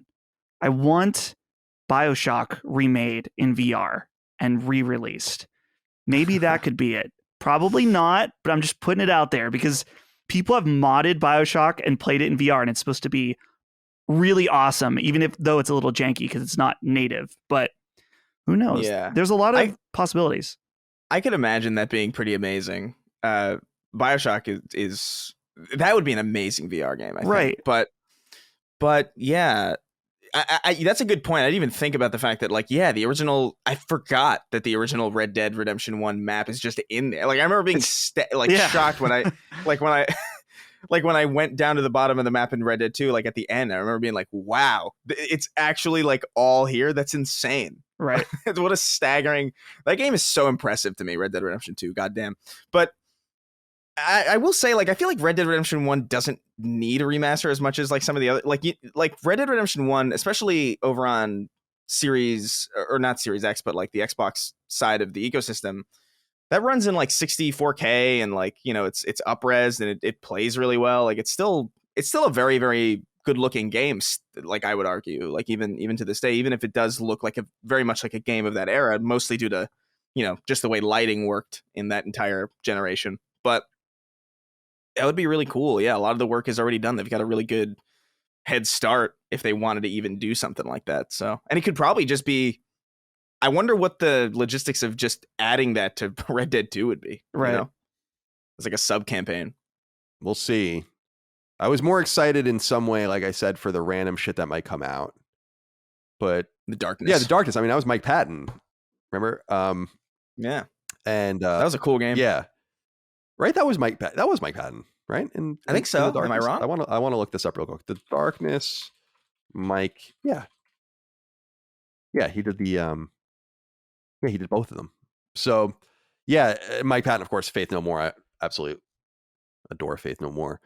And so yeah, I was wondering that. And Spec Ops: The Line, as I understand, I mean that game came out in 2012, but as I understand, that game sells pretty well. Considering it's just an old game no one talks about because there's so much interest in it. So I was assuming that might be one of them, but it seems like this is probably the 3 games that they were talking about. We'll find out more, hopefully, in an official way at some point when they're ready to talk about it. I don't know what they're waiting for, but all right. Good news here, number 3. Good news for hungry PlayStation 5 players. Deathloop has gone gold, meaning that core development is done and it's ready for certification, publishing, and distribution.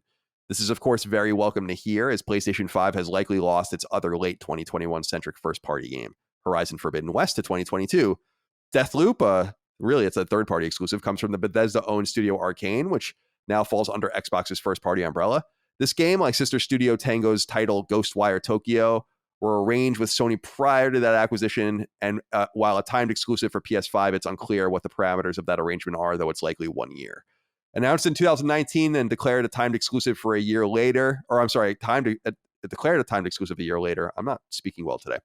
Deathloop is a shooter in which players are subjected to an endless loop that requires them to kill 8 separate targets spanning a mysterious island before time elapses. This game looks awesome. I wanted to get everyone's kind of gut check as we're getting closer. The game's gold. It'll be here soon. Dustin, how are you feeling about Deathloop? What's your barometer here? I'm excited. This is going to be a day one purchase for me. I am, again, still a little hesitant after what we saw at the last state of play, just because I'm a little mixed on this idea of they're showing some stealth elements, but then there's also, so I started blasting once you get caught, just like full mayhem, which maybe the game has a nice balance of that. So either way, this game oozes style, which is something I very much like in games as like it's weird. This game, don't shoot me down on this, but it has some like a Persona level style to it. Like you see all of the Chris is out, the menus, the way that like the characters, I don't know. It reminds me of like just having an overt style on top of the actual game itself. Very cool. I like that. I'm wondering here, because I'm just reading, Deathloop I feel like is important. Like I feel like it's got, I was just looking at the release schedule, and this seems like a more important game than it's being given credit for being. It's going to carry things for a little while. Chris, what's your feeling? I'm super pumped. I was all about this game the first moment I saw it. Like even the style of it. Just like Dustin says, like I don't know if I'm getting Persona vibes, but I'm getting like style vibe. Like it feels like something that's going to be really enjoyable to play, and it feels like it's going to be like a really enjoyable experience. I hope that Arcane nails it, and I feel like they usually do. So outside of Youngblood notwithstanding. They do a pretty good job of like making really, really solid shooters. And I'm just super pumped about this. I can't wait to play it. Like this is the one game this year that like I was not expecting to be as excited as I am for, Well, September 14th, exclusively on PlayStation 5. It'll also be on PC at that time, I think. So console exclusive, and release at a later date on other consoles. Excited about that. Arcane. Number 4, a week or so ago, Trey Parker and Matt Stone, creators and stewards of the beloved cartoon series South Park, announced a deal worth nearly $1 billion over 6 years that will see them expand South Park in a major way, including making a slate of movie-length films from Paramount Plus and more. However, lost in the mix was what appeared to many to be a throwaway line in an article from website Bloomberg, which notes, quote, earlier this year, Stone and Parker established a $600 million credit facility that appraised their library at close to $1 billion, according to people familiar with the terms of the deal. In addition to the movies for Paramount Plus, Parker and Stone are going to use that money to invest in a wide range of creative endeavors, including a documentary series, a weed company, and a 3D video game set in the world of South Park, end quote. Obviously, that last comment is a major note to us here on this podcast because we love South Park and South Park games, and this is the first we've heard of a new game being in the works since Ubisoft released its PS4 RPG South Park: The Fractured But Whole in 2017, which itself was a sequel to the Ubisoft-published Obsidian-developed 2014 RPG South Park: The Stick of Truth. What the nature of this game could be is anyone's guess, but the idea of it being a 3D is definitely throwing some people off. More interesting is that both Parker and Stone admit that their end goal is to sell South Park completely, raising the possibility that this mystery game may come to life without them, although that's an unlikely possibility. I was interested in that. I didn't realize that they have openly talked about that they just ultimately want to sell this shit and be done. But for now, they're in South Park world, and it's a good world for them to be in indeed. I'm a huge fan of those two role-playing games, and as I've said before, they revitalized a love of South Park in me. I always respected South Park. It just, the years get by, and you're just like, wow, I'm like literally 150 episodes behind or something like that. I have no idea what's going on. And but it remains such a cultural touchstone. It's so fascinating how quickly they can make the episodes, how topical they can be, and how funny and cutting and fair they are. And they often get accused of being right wing. I think they would probably be more considered libertarian, but I love that there's a cultural powerhouse that's willing to take on power structures regardless of what those power structures are. And so I'm excited about this. But Chris, I'm curious if you were caught up too on this 3D game thing. What I found was so appealing about the Fractured But Whole and the Stick of Truth was that you were playing in South Park. And Yeah. I feel like those games wouldn't work in any other way. What do you think this game could be? What do you think they mean by 3D? Or do you think that's just someone saying something they don't really know what they're talking about? I feel like my gut says that it's somebody being like, I feel like my gut is that it's somebody who thinks video games are inherently 3D. Right. You know what I mean?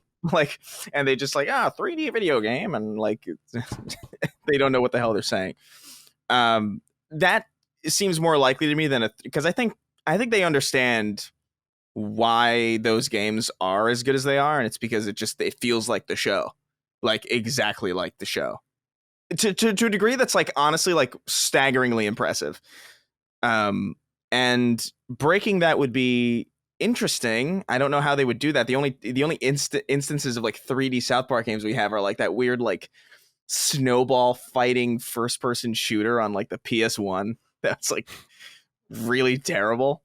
But I don't know. Who knows? Maybe they if they could somehow like make that style work in 3D, maybe that would be, you know, maybe they could do like something like a Simpsons hit and run type deal, where that was great, you know. But I don't know. This is definitely an interesting idea, and I'm wondering what it's going to be. I don't think it's going to be a 3D proper game, though. What's funny is that when South Park games started coming out on the PS1 and 64, and obviously the handhelds at that time in the late 90s, they weren't able to render what South Park is so rudimentary looking, and those consoles couldn't even make that.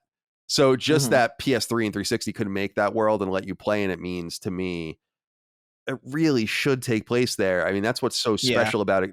I'm sorry, Dustin, what is your feeling on this? The only thing that I was thinking as far as a 3D game, maybe this is just wishful thinking, but I thought of the Alchemy Labs game for Rick and Morty, Virtual Reality, which is like a really awesome VR Rick and Morty. You know, it's like, I don't know, a few hours long or whatever. And we've heard the creators of South Park kind of, they didn't talk badly about making a game, but they've been on the record saying how hard and how difficult, and it took much more work than they expected.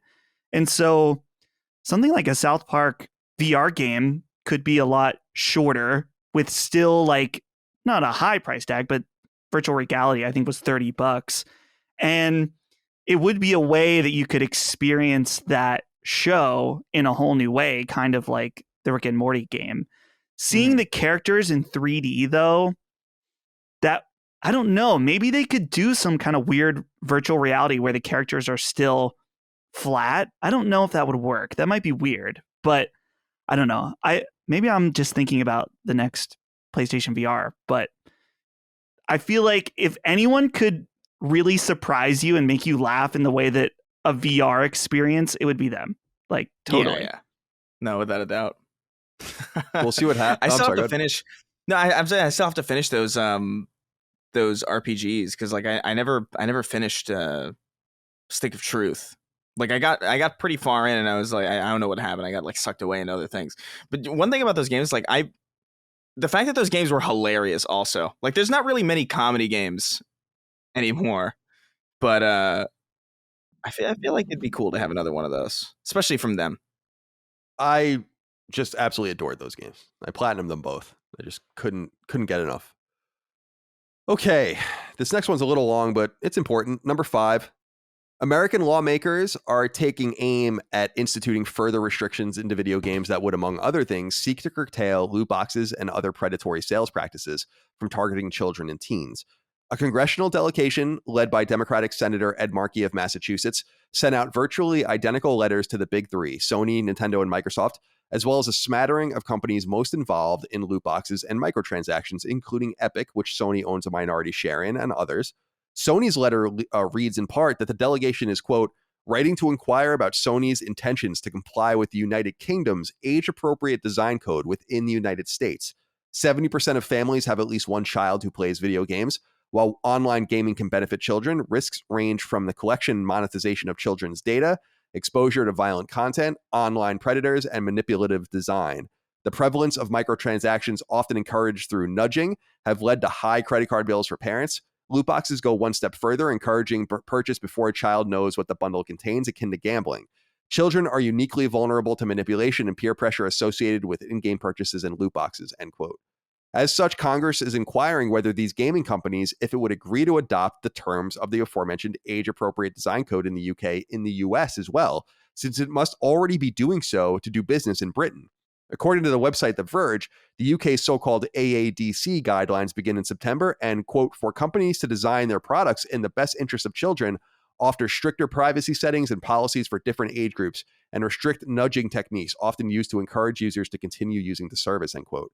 You'll note that the aforementioned Senator Markey already spearheaded the Children's Online Privacy Protection Act, or COPPA, here in the States, though he now wants stronger British-like controls that also expand to age 18 instead of COPPA's age 12. Now, there's a lot here, and the reason I wanted to bring it up was I'm starting to not quite understand why this particular problem is that much different than problems that not only this generation, but previous generations had kind of dealt with in a similar way. I used to take my allowance and go to a sports card store and buy hockey card packs. And I had no idea what was going to be in those card packs. And later on, I would play Magic the Gathering and Star Wars customizable card game and all the rest. It's the same thing. Mm-hmm. And I don't really understand at what point do we need parents to kind of just be like, parent your child a little bit. Why do they have access to? It's even further astray, really, because it's like you need credit cards and stuff to do this kind of stuff. I'm kind of concerned about this because I don't feel like these kinds of controls necessarily bring us the desired results. So I'm curious where your mind's at on this, Chris, if you feel like this is a problem or not, and what you might think the solution would be, because I just feel like at some point kids are going to be kids. Like, you have to parent your child and not put onto the entire ecosystem these stringent guidelines that not everyone needs. Most people don't need it. In fact, most kids don't need. Yeah, I would agree. I think I don't think this is being handled in the right way. I don't believe that loot boxes belong in video games. I think any way that you could get rid of them is something that I would generally support, because the difference between card packs and like a loot box is you don't have to pay $60 for the ability to open a card pack. You know, like a lot of these, like, and granted, like, loot boxes did find their way into free to play games also, but the fact that they were also a part of like $60 like full priced experiences that then like, oh hey, you want this skin that you, by the way, technically own already because you paid for the fucking game. You want to pay even more for the chance to get it so that you can use it. I don't think that belongs in our industry. I think that weakens the quality of video games to the point where everybody kind of unanimously agrees now, where people make like a point to say no loot boxes. Like, that's like a thing that people will actively say. I don't have a problem with like having like an online store where you can choose like, oh, that's a cool skin, let me buy that, you know, or even the battle pass system. Although I think that's still a little bit, in most cases, I still think that's a bit fucked, because you're paying for the privilege to unlock things, and then it runs out if you can't finish it in time. Like, there's a whole bunch of monetary scams that I think are going on in the games industry as far as it relates to free to play and even some AAA releases. And I think our industry is weaker with them. So if there are ways to get rid of those things, I'm happy about it. I just don't like it being framed in this way of like, think of the children. I think it's more of just it's just bad for the industry. It makes things worse. It's just not good design. It makes things feel cheap and disgusting and exploitative. And that alone is enough reason to get rid of them. I don't think you need to be like, oh, the poor kids with inexplicable access to their parents' credit card information. I didn't have access to my parents' credit card. Like even when Xbox Live was like new and a thing, like I didn't have my parents' credit card in there. Like they were like, "Hey, we're gonna buy this thing for you," and then that's it. You gotta figure out how you're gonna continue this on your own. Like you can use your allowance to do it or whatever. But like I didn't just have my parents' credit card information on file to just download like $10,000 worth of Fortnite tokens. That's what my mind was kind of going, because I didn't grow up in the era of. Like, I couldn't put I grew up with an NES, an SNES, an N64, a PS1. You couldn't put your credit card information in these things. Even when I started taking these consoles online, like the Dreamcast, you really weren't, you could interface with a credit card, but you didn't have to, and you weren't.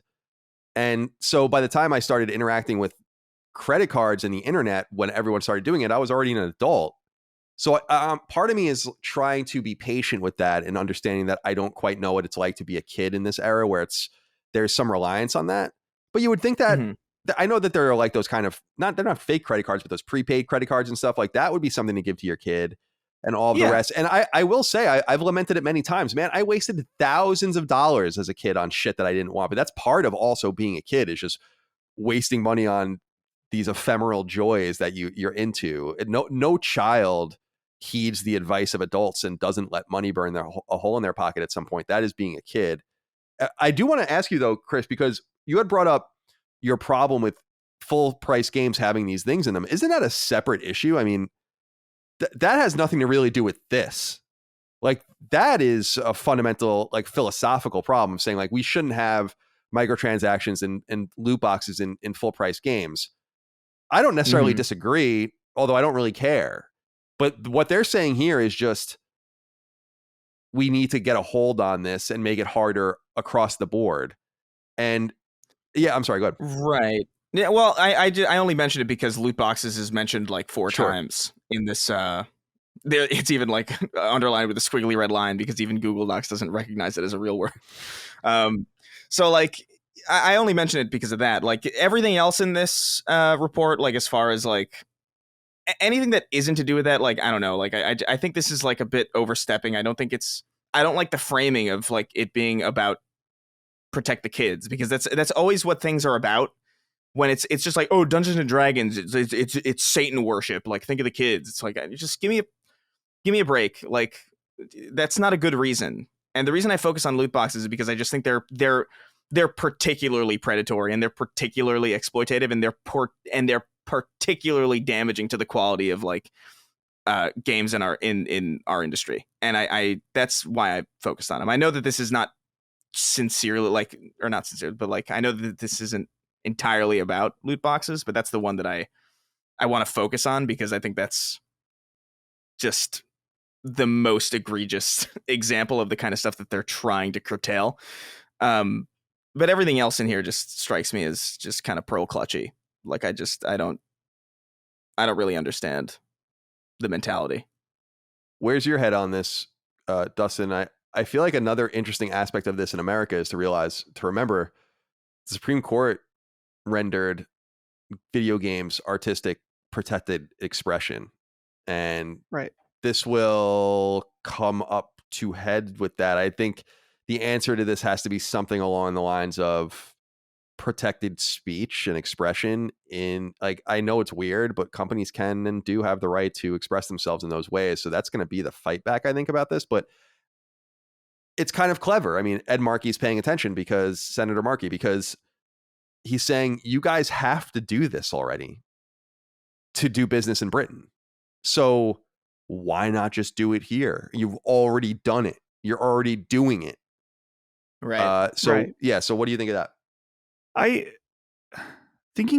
don't know what the laws are exactly for television, but there are laws in place on how you advertise to children. And I think that makes sense, that there are restrictions on product or there are laws for products that are specifically targeted towards children, that there are rules about how they interact or advertise. That makes sense to me in a way. You get in a really weird area though, where Call of Duty is not a game made for children, but children play Call of Duty. So that's kind of defeats that whole point. as far as what Colin was saying about like the parents' card and stuff, I'm with you. Like, if your kid racks up a ton of money on the card, that's on you completely. Like, my parents' card was on my 360, but we had an understanding that I do not use it unless I have permission. Like, maybe I had allowance and I wanted to buy a Rock Band track pack, then there would be a conversation. I would give them the $5 or whatever, or maybe they would just deduct from my allowance that week. Yeah. If I was to go on there and spend money without their permission, they would know about it, and that would be a problem. A breach of trust. And maybe there's younger kids that don't understand that. Then don't give them access to use your card if they're not old enough to understand that. There's got to be some level of personal responsibility. The gambling aspect is weird to me too, just because, Colin, like you said, kids have been gambling for decades. I gambled every time I bought a pack of Pokemon cards. Like, it lights up the same areas of your brain. Like, exactly. Maybe the argument could be that loot boxes are more interactive. They're more flashy. And so they do simulate more of what it's like to gamble in a casino. Maybe. But then again, it's just like anything. There are things that you buy that are a random chance. That's always how it's been. So I'm a bit of two minds. I can see angling things in certain ways for kids, but again, we don't want to putting too many restrictions on things is not good either. Agreed. Totally agreed. And these kids don't know what it's like to gamble in Vegas. I want to see these kids. I don't see these kids at the blackjack table when I'm there. Chain smoking. All right. Number 6. Growing European publisher Focus Home Interactive has made a key purchase. The company has acquired a controlling share, 77.5%, of French publisher and developer Dotemu. Though known primarily for its external development, Dotemu is the third developer Focus Home has purchased outright following its acquisition of the Surge developer Deck 13 and Necromunda and Space Hulk dev Stream On, both of which we talked about on the show. Dotemu is approximately 15 years old and was best known in its earliest days for its port work, and indeed, it's the company's relationship with the likes of Capcom, Square Enix, and especially SNK that it has done most of its work. Focus Home Interactive's acquisition comes at a time when the studio is writing its very first fully internally developed title, Windjammers 2, which is bringing to both PlayStation 4 and PlayStation 5 later this year, with a beta underway at the time this episode goes live. As for Focus Home Interactive, its strength is growing. It just published Aliens Fireteam, published both A Plague Tale, and will be publishing its upcoming sequel, and published to market the likes of Greedfall, Vampire, SnowRunner, and Hood Outlaws and Legends in the last couple of years. I was very pleased to see this. I don't know if we have much more to say about it, but I was pleased to see this because it's just not Tencent. And that's always nice to see. And I don't know if you guys saw Typhoon Studios reemerged. Google bought Typhoon Studios, the guys that did Journey to the Ravaged Planet or whatever. They bought them to do Stadia stuff. They shut them down. And then that studio reemerged together a few days ago. And who paid for it? Tencent. So this is a much better piece of news. And I don't know, do either of you have anything to say with this? I feel like Focus Home Interactive is kind of becoming the new THQ in a good way. And yeah, I don't know. Dustin, any comment? No, they're on the rise, man. They have a Ninja Turtles game that the Shredder's Revenge they're working on, Metal Slug Tactics, which there was just a big thing on that, which looked really cool. Of course, Streets of Rage 4, also awesome. Dude, these guys are awesome. So I'm happy to see success come their way.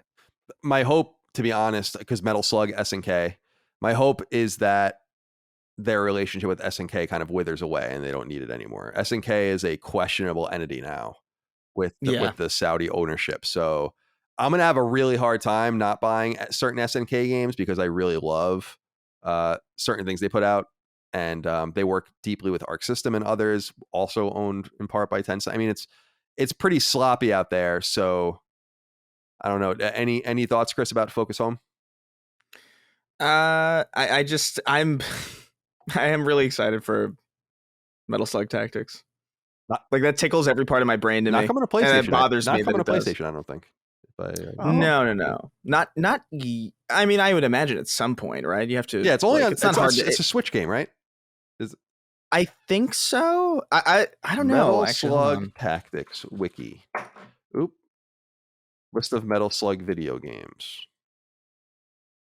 It's scrolling. It looks like it's PC for right PC. now. Okay, that's what it was. Where is it? Oh no, it's a Nintendo Switch. Oh. Yeah. Hmm. Okay, cool. 2022. But All right. I don't know, man. I've been getting into tactics games recently. Ever since Gears Tactics kind of like surprised me. Like I've been like Dude, going down a bit of a rabbit Final hole. Fantasy Tactics. Have you played that? I have not.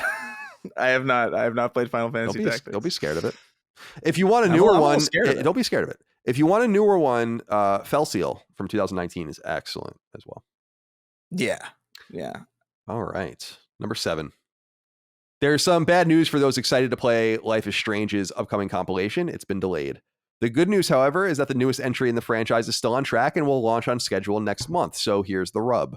The Life is Strange Remastered Collection, which was due out on September 30th, mere weeks after the newest game comes out, will now launch in early 2022.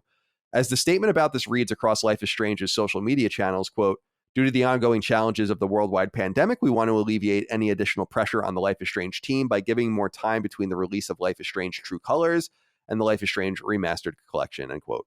The Remastered Collection, announced earlier this year, will come to both PS4 and PS5 and include the original 5-episode run of Life is Strange from 2015 and its 2017 3-episode prequel called Before the Storm. As noted, the newest game, True Colors, is still slated for launch on PS4 and PS5 on September 10th, and it will receive DLC called Wavelengths on September 30th, the collection's initial release date. The newest game and compilation alike come from Studio Deck 9, while the original and 2018 sequel come from Don't Nod, which most recently released Twin Mirror on the PS4 in 2020. The entire series is owned and published by Square Enix. I am interested in this. I'm not going to put you guys on the spot to say much more about it, but I'm just confused why the collection's coming out after. I was always confused by that. Now it's coming out way after. But my old buddy Ryan Clements, who I did Podcast Beyond with, helped write Life is Strange True Colors. So a nice little connection there. Ooh. Number 8, as always, Sony has revealed the top downloaded games on the PlayStation Network, this time for the month of July. As always, these charts are ordered in popularity. PlayStation 5's top 20 games for the month were FIFA 21, Miles Morales, NBA 2K21, Ratchet and Clank Rift Apart, Call of Duty Black Ops Cold War, Tribes of Midgard, F1 2021, Star Wars Jedi Fallen Order, Demon's Souls, MLB The Show 21, It Takes Two, Returnal, Mortal Kombat 11, Metro Exodus, Dead by Daylight, Hitman 3, Chivalry 2, Assassin's Creed Valhalla, The Avengers, and Final Fantasy 14. Over on PlayStation 4, the top 20 games were in order: Grand Theft Auto 5, NBA 2K21, Call of Duty Black Ops Cold War, Minecraft, Red Dead Redemption 2, The Crew 2, Call of Duty Modern Warfare, UFC 4, FIFA 21, Friday the 13th, MLB The Show 21, Dead by Daylight, The Forest, Need for Speed Heat, Rust, Naruto to Boruto, Shinobi Striker, Miles Morales, Mortal Kombat 11, Ark Survival Evolved, and Fall Guys. On PSVR, the top 10 games look the same as always: Beat Saber, Job Simulator, Sniper Elite VR, Skyrim VR, Superhot, Swordsman VR, The Walking Dead, Saints and Sinners, or Sinners and Saints, Paranormal Activity, The Lost Soul, Drunken Bar Fight, and Batman Arkham VR. On free-to-play across both PS4 and PS5, Splitgate, Fortnite, Call of Duty Warzone, Genshin Impact, and Rocket League dominated the charts. Dustin, I wanted to ask you real quick. People have a problem with my pronunciation of Japanese things sometimes. And sometimes people say I say Naruto to Boruto wrong. How else could you possibly say that? Naruto to Boruto. That's what it says. Naruto to Boruto. I believe it's Naruto. Not Naruto. Naruto. It's Naruto. I mean, it says it right there. Doesn't Jaguar. I can't get involved in this. Boruto. I don't know. Naruto, not for me. So I like good anime. I'm just kidding. Whoa. Shots fired. Shots fired. Damn. Oh. Hey. All right, and finally, number 9, a wrap-up. Website Gamatsu reports survival game Islanders Console Edition comes to PS4 and PS5 on August 26th. Survival horror game Tormented Souls comes to PlayStation 5 on August 27th with a native PS4 release to follow at an undetermined point. RPG Disciples Liberation comes to PS4 and PS5 on October 21st. Dungeon crawling RPG Undernauts Labyrinth of Yomi comes to PlayStation 4 on October 28th with a native PS5 release to follow at some point next year. Simulator Evil Genius 2 World Domination comes to both PS4 and PS5 by the end of this year. CRPG Pathfinder Wrath of the Righteous comes to PlayStation 4 on March 1st of 2022. 2D action game Batboy comes to PS4 and PS5 at some point in 2022. Cell-shaded action game Bomb Rush Cyberpunk comes to undetermined PlayStation platforms at some point in 2022. And adventure game Lake comes to undetermined PlayStation platforms at an equally undetermined time. Website Push Square reports Nerf-themed FPS Nerf Legends comes to both PS4 and PS5 this October. I actually saw that in the GameStop circular that Wario64 puts out every week. And I was like, what the hell is this game? Food-based game Now or Play With Your Food has been delayed and will now come to PS5 in early 2022. Micro Machines inspired Vroom comes to PlayStation 5 late next year. Awesome looking 2D fighter Blazing Strike comes to PlayStation 4 at some point in 2022. And Chinese developed RPG Faith of the Dancient comes to unspecified PlayStation consoles at an unspecified point in the future. Yacht Club Games revealed its Shovel Knight spinoff Shovel Knight Puzzle Dungeon comes to PS4 by the end of this year. It's awesome. And finally, publisher Tecmo Koei, revealed its Samurai Warriors series of Musou games has surpassed 8 million copies sold. The Dynasty Warriors spin-off started in 2004 on PlayStation 2 has seen multiple releases on PS2, PS3, PS4, and Vita. And Samurai Warriors 5 just launched last month on PS4. So congratulations to Omega Force and Tecmo Koei. Did you look at the Nerf game? Yeah, I'm looking at the trailer for this Nerf do you game. It looks really fucking awful. I don't know what, like it's so weird because like you buy Nerf guns as a kid to pretend like you're fighting with real weapons. So like you know what I mean? Like, so to have a video game emulate pretend is like very strange. It's very forced. I agree. You don't shoot out. I'm sorry, go ahead. The bullets aren't Nerf bullets. It's like they're laser guns. Yeah, What's the point? Yeah, I know. It's all of it is like this is just not a good idea. Like the word Nerf is literally used in shooter terminology to mean make something weaker. Like I don't know why they would want to. All right. So is it like a buff if they nerf it? You know, like what is that? Like what is that? That's deep. This is a bad idea. That's too deep for me. I don't even think it's the first Nerf video game. I feel like there were other Nerf games at some point. Oh, there must have been, yeah. Nerf Tactics. Nerf Tactics, that would be dope. Nerf End Strike for the Wii. I've probably played Nerf Tactics. Nerf game for Wii. That sounds about right. Yeah, it's like I think Game Mill is doing this game. They're the ones that did that shitty G.I. Joe game last year. So it's like, why just leave these poor brands alone, for God's sake? Colin, what do you think about that Shovel Knight puzzle game? There's a new little trailer at the Nintendo thing. I think it looks so good. I played it at PAX. It's surprising. It's not just like a match 3 puzzler. It's very much their own thing, and I'm very excited. I'm excited too. It's externally developed, I think, right? So in partnership, right? Which is cool. I don't understand what they're doing. I really feel like they have injured their brand, not Yacht Club itself, but the Shovel Knight brand by not like, why aren't there 2 or 3 more core Shovel Knights at this point? It doesn't even it literally makes no sense what they've been doing, but nonetheless, I'm excited to play it. I think it looks great. All right. Would have been great on the Vita, by the way.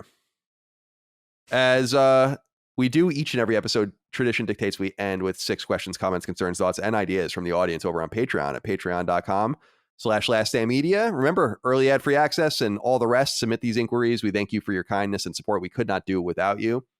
Let's start with Michael Lopez Ibanez, who wrote in and said, "Hey, CDC, been listening since the Beyond days, and this is my first time writing in. My question is, with so many games being pushed to 2022 due to COVID-related issues, among other things, is 2022 shaping up to be the most stacked year for game releases we've ever had? With God of War Valhalla, Ragnarok, Horizon Forbidden West, Starfield, Elden Ring, Breath of the Wild 2, Baldur's Gate 3, and possibly a BioShock follow-up, just to name a few. I can't think of a more loaded year, and I've been an avid gamer since 97. This isn't even taking into consideration the yet-to-be-announced games that will end up releasing next year. It's both exciting and concerning, as there are only so many hours in the day, and I think this could lead to a lot of great games not getting the attention they deserve. What are your guys' thoughts on the matter?" Well, certain years pop up over and over again as like these iconic years in gaming. 2001 is one of them. 2008 is another. 2004. I feel like 1994 is another. I feel like 2007. Oh, yeah, 2007 might be what I'm thinking of. 2007, that's right, because that's that's the one I'm thinking of. So, because that's like Mass Effect, BioShock, Galaxy. There's like a lot of shit there. The orange box, that's Portal. Call of Duty 4. Call of Duty 4. So Insane. yeah, that was a really nutty year. I remember that was my first year at IGN full time. So I feel like 2022 is indeed, Chris, going to be a packed year. But what I'm more interested in is how much is this going to resonate for years to come? Because my hope is that publishers don't just start releasing things to get them out. They have to kind of work and circumnavigate around each other and the conditions in the industry. So I'm more excited, not that we're going to have a glut of games, which I don't think is necessarily a good thing, but rather they should release these things in such a coherent way that we might have lots of good stuff that just hasn't come out yet to play. So how are you feeling about 2022 and beyond? It seems a little sterile for the rest of the year. We talked about Deathloop and a few others, but next year I think it's going to start going off. Yeah. No, next year's going to be crazy, I think. I don't. So did I miss something like really important? Because I've been seeing this like, ooh, BioShock next year. I've been seeing this a lot, but I don't know why I'm seeing that a lot. I don't because either. Been... We know that they're making one, but I don't think they ever said anything about 2022. As far as I know. Yeah, it's a very odd assumption. But even without BioShock, it's looking to be like a pretty stacked year. And I don't know. I like when I appreciate years like this where like, you know, things are a little bit slower and you can kind of like get caught up on some stuff that you haven't really been catching up on. And, you know, there's still some good stuff on the horizon. There's still some good stuff coming out. Obviously, you know, Deathloop, Back 4 Blood, Halo, Kenna. Like there's still a decent amount of stuff. But next year, hopefully everything lands. You know, there's always room for Starfield to get delayed, you know. Who knows? Elden Ring is also, you know, not exactly like we don't know when that's January, right? Or February? Elden Ring is January. That's crazy that Elden Ring's going to kick off the year. That's wild. Maybe that's a good Yeah, thing. I think so. And I think we'll move into Horizon. We're not going to obviously have Starfield on our side, Breath of the Wild and all of that, but there's a lot for everyone to play, which I think is pretty exciting. And of course, all the games that are going to drop to fill in the various cracks are also exciting. How are you feeling about next year and beyond, Dustin? It feels like a double, not coincidence, but timing wise, you think about usually it's the second year of a console where you start to really get the games that fully, maybe not fully, but take much more advantage of the hardware, and a lot of the better games start coming out. So we have that aspect of year two of the hardware, but also the delays from COVID, like Michael mentioned. And so, yeah, it's like a perfect storm situation that doesn't seem to really happen all that often. I feel like the last time we had a year, at least for me, that was like so many good games was 2017. That was like Breath of the Wild, Mario Odyssey, Persona 5, Nier Automata, Hellblade came out that year. So much stuff came out that year. And so it seems like I'm wondering if there's any consensus, like if you could map out data of game releases and their scores across like a timeline of consoles, if it's like you'll see highs in the first two, like year 2 or 3 is we'll see some peaks, then maybe a slowdown, and then it's like there's another peak towards the end of a console generation, or maybe it's just totally random based on the flow of the industry. Hard to say. I don't know. I hope again that the corporations, the publishers, do right by the developers that made these games and let them all breathe. Just don't release games just to release them. We've been seeing some, rumors. Call of Duty, apparently, I think, Chris, they've been, I think 343 is pretty open that they're waiting to see when Call of Duty comes out, right? Before they even announce Halo's release date. I mean, they're...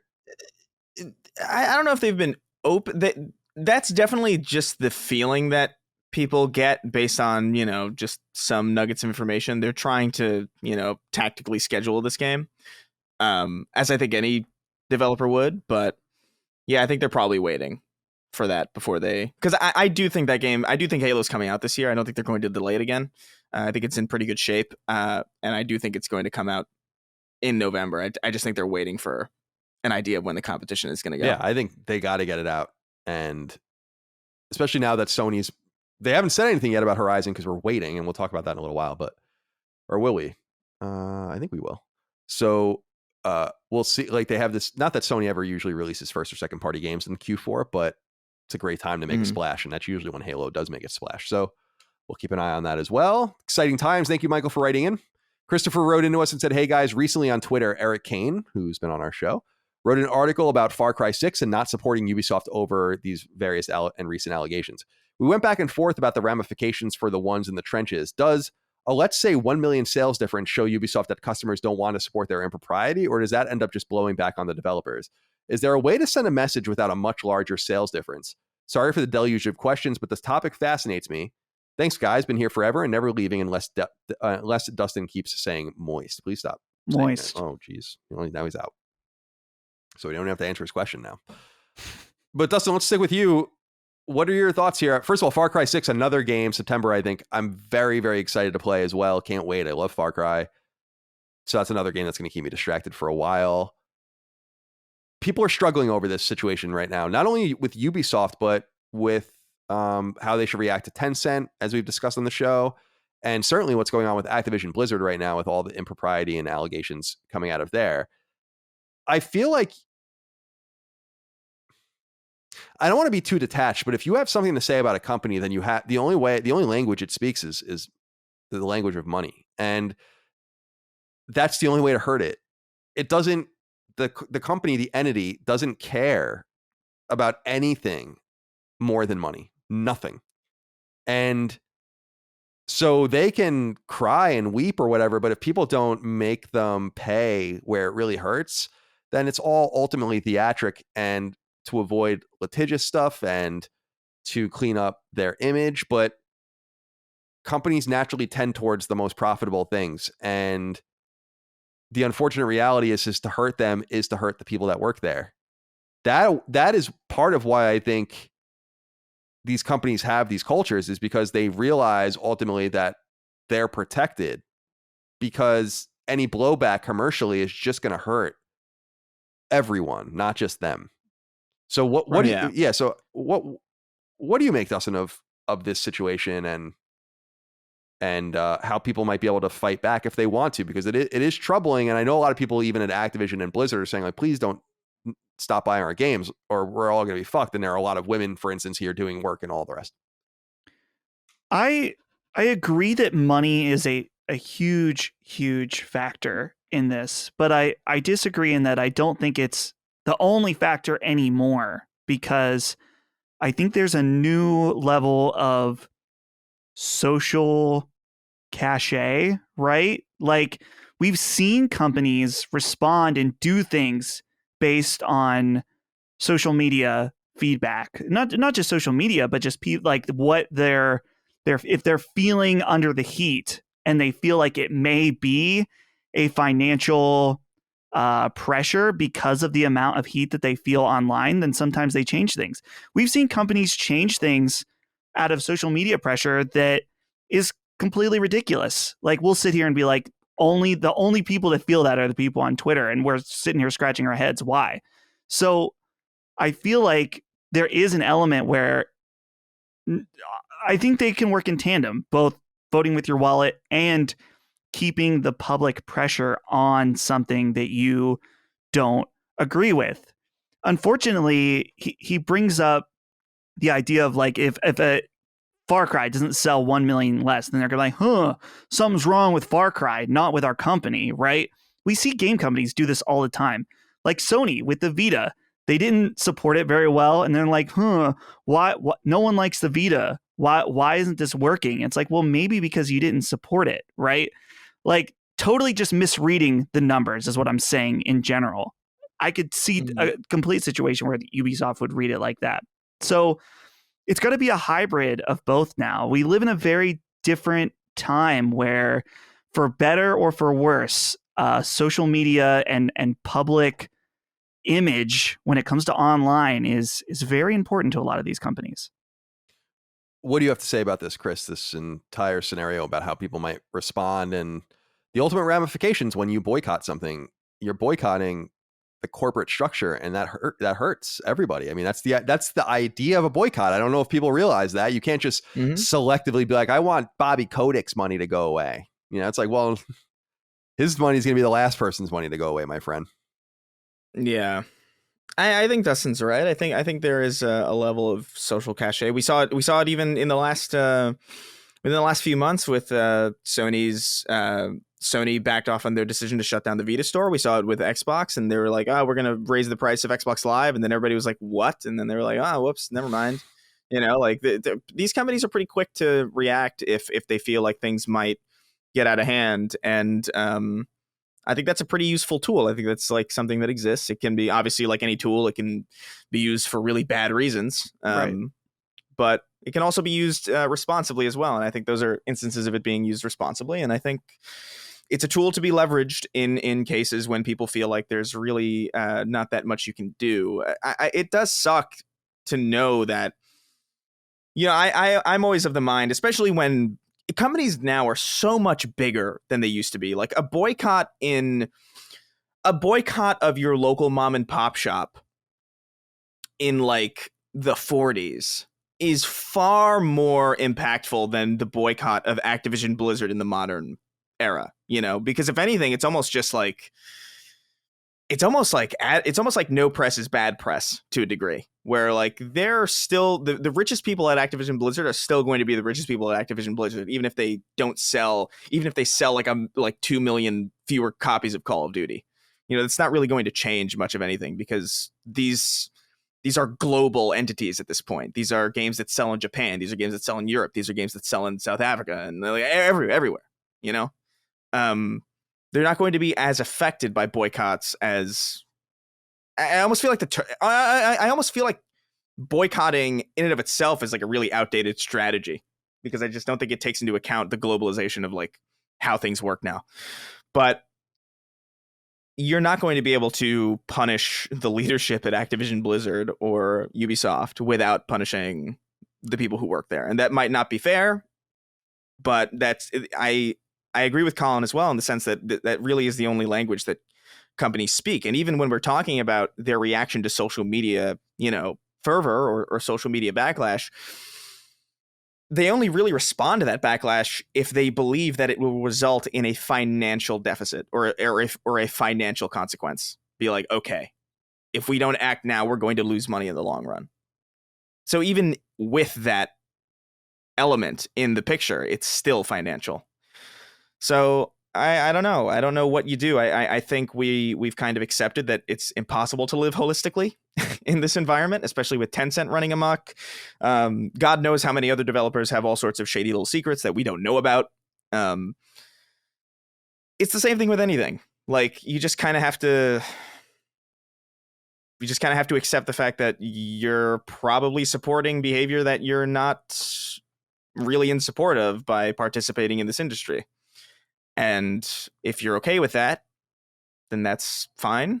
If you're not okay with that, then you have the freedom to express that with what you buy and what you purchase and how you interact with the medium. But it's just kind of it's a very delicate walk that you have to walk to live without any proximity to anything that you might not support, you know? Well, this is exactly, I mean, we've said it over and over again, but this is exactly why I constantly go on about, I don't even pretend that I live a moral economic life. You can't, yeah. It's not even worth trying to pretend that. I mean, everything that we participate in, I follow a lot of people that are vegan or vegetarian, and I'm the furthest thing from both of those things, but you know, there's a immorality, let's say, to even eating meat, right? Not because you shouldn't, Right. but because about how much of it is raised and treated.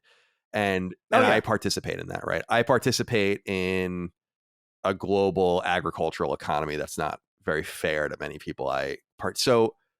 But this goes back to what I've been saying, and what I'm really trying to instill in the audience is where people in positions of power, even minute, like my minute amount of power as the head of this company, removes the decision you have to make, where you don't have to make an immoral decision to support us because with our merch, right, where we can make a decision. But people have asked, like, well, what if Tencent bought Patreon, like we said a few weeks ago? And it's like, well, that's gonna really we're gonna have to just fuck with them constantly, I guess, and just see how far we can push it, right? If that were to happen. That won't happen, but if it did, that would be I think Patreon would be a very weird company for a Chinese conglomerate to own, but I don't know, weirder things have happened. They own video game companies. I don't know why they wouldn't necessarily own Patreon either, but we all have to figure out ways that we can interact. So in other words, if we just do a little bit better in our own lives, not all the way better, but just a little bit better where we can, I think it just makes the situation holistically better.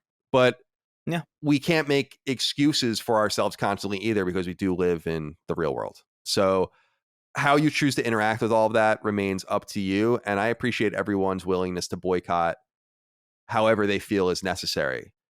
If you don't want to hurt the victims, you might want to reconsider a financial boycott. But I don't know how else you fight back. So that's the catch-22.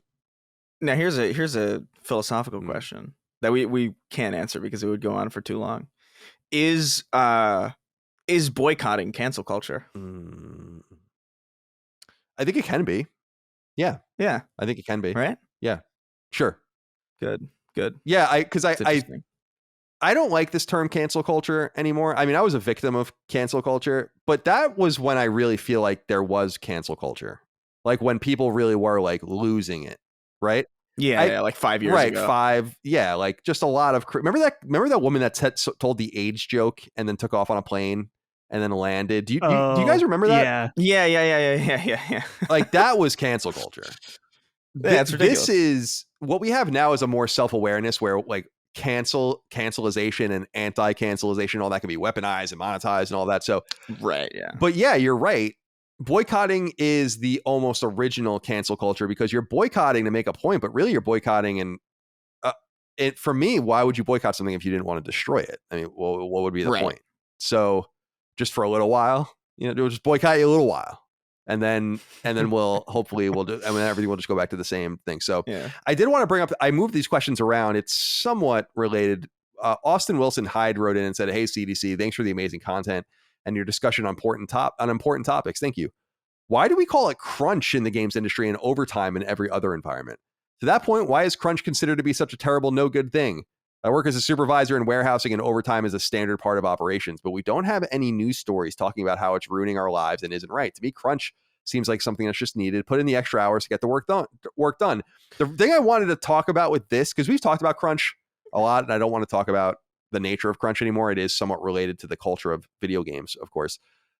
But it is true that overtime is kind of like, oh, I got to work overtime. No one wants to work overtime. Some people do because they get like time and a half, but I got to work overtime. But then like crunch, it has like some sort of, it's like political messaging. That's why I wanted to read this, was I was like, there is some sort of cognizance in the messaging of the industry on both sides to make things seem as good or as bad as you'd like. And it comes off as much more shrewd and political than I think people realize games are.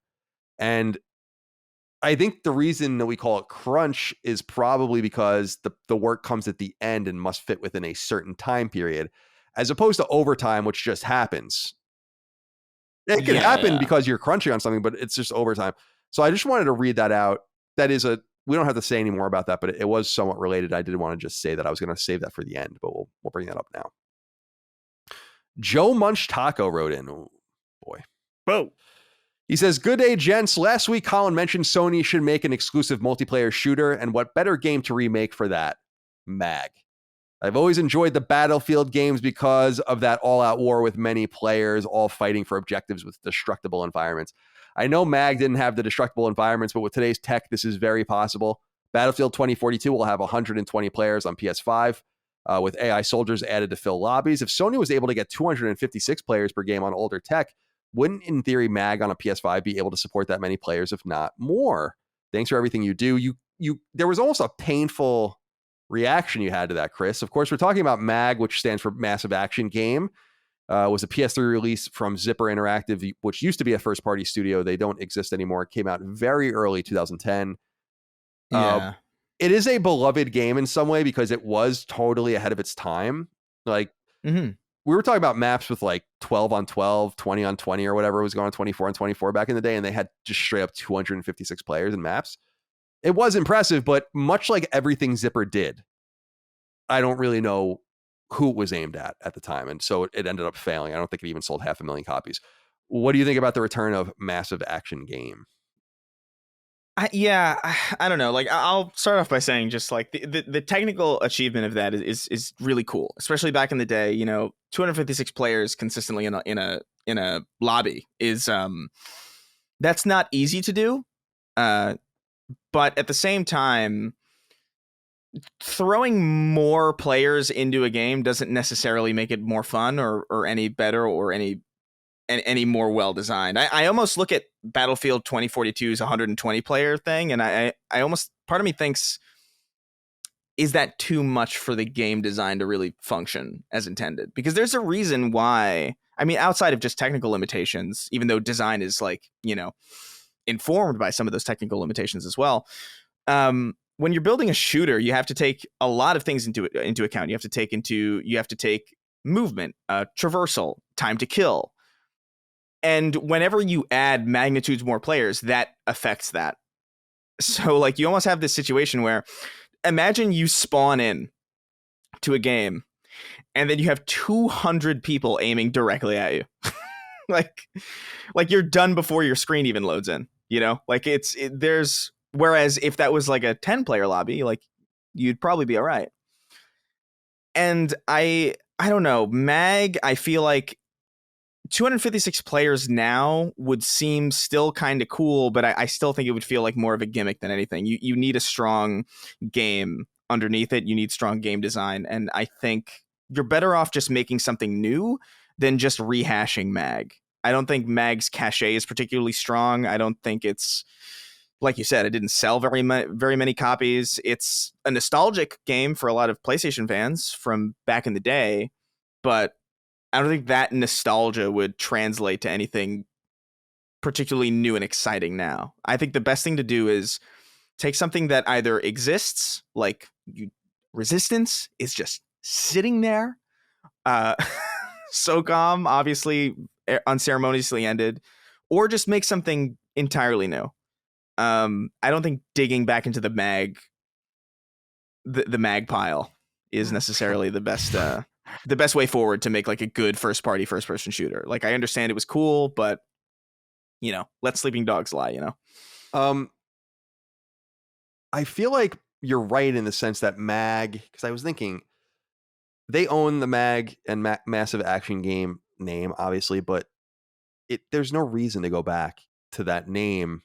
Dustin, it's also a dumb name. Yeah, quite honestly. I agree and I disagree. I was like, when it was announced, it was called Massive Action Game, and it was later just called MAG, and I was like, that's kind of a cool name. I mean, I don't know what the hell it means, like in terms of the mythos of the game or whatever. But right, Dustin, what are your thoughts on the possible return of MAG? I guess in terms of battle royale, they were it wasn't a battle royale, but in terms of that, they were a little bit ahead of their time. But I think Chris is right that if we're going to mine certain IP, there are others to mine, including Zipper's own SOCOM, which I think is a much more obvious ask from the audience.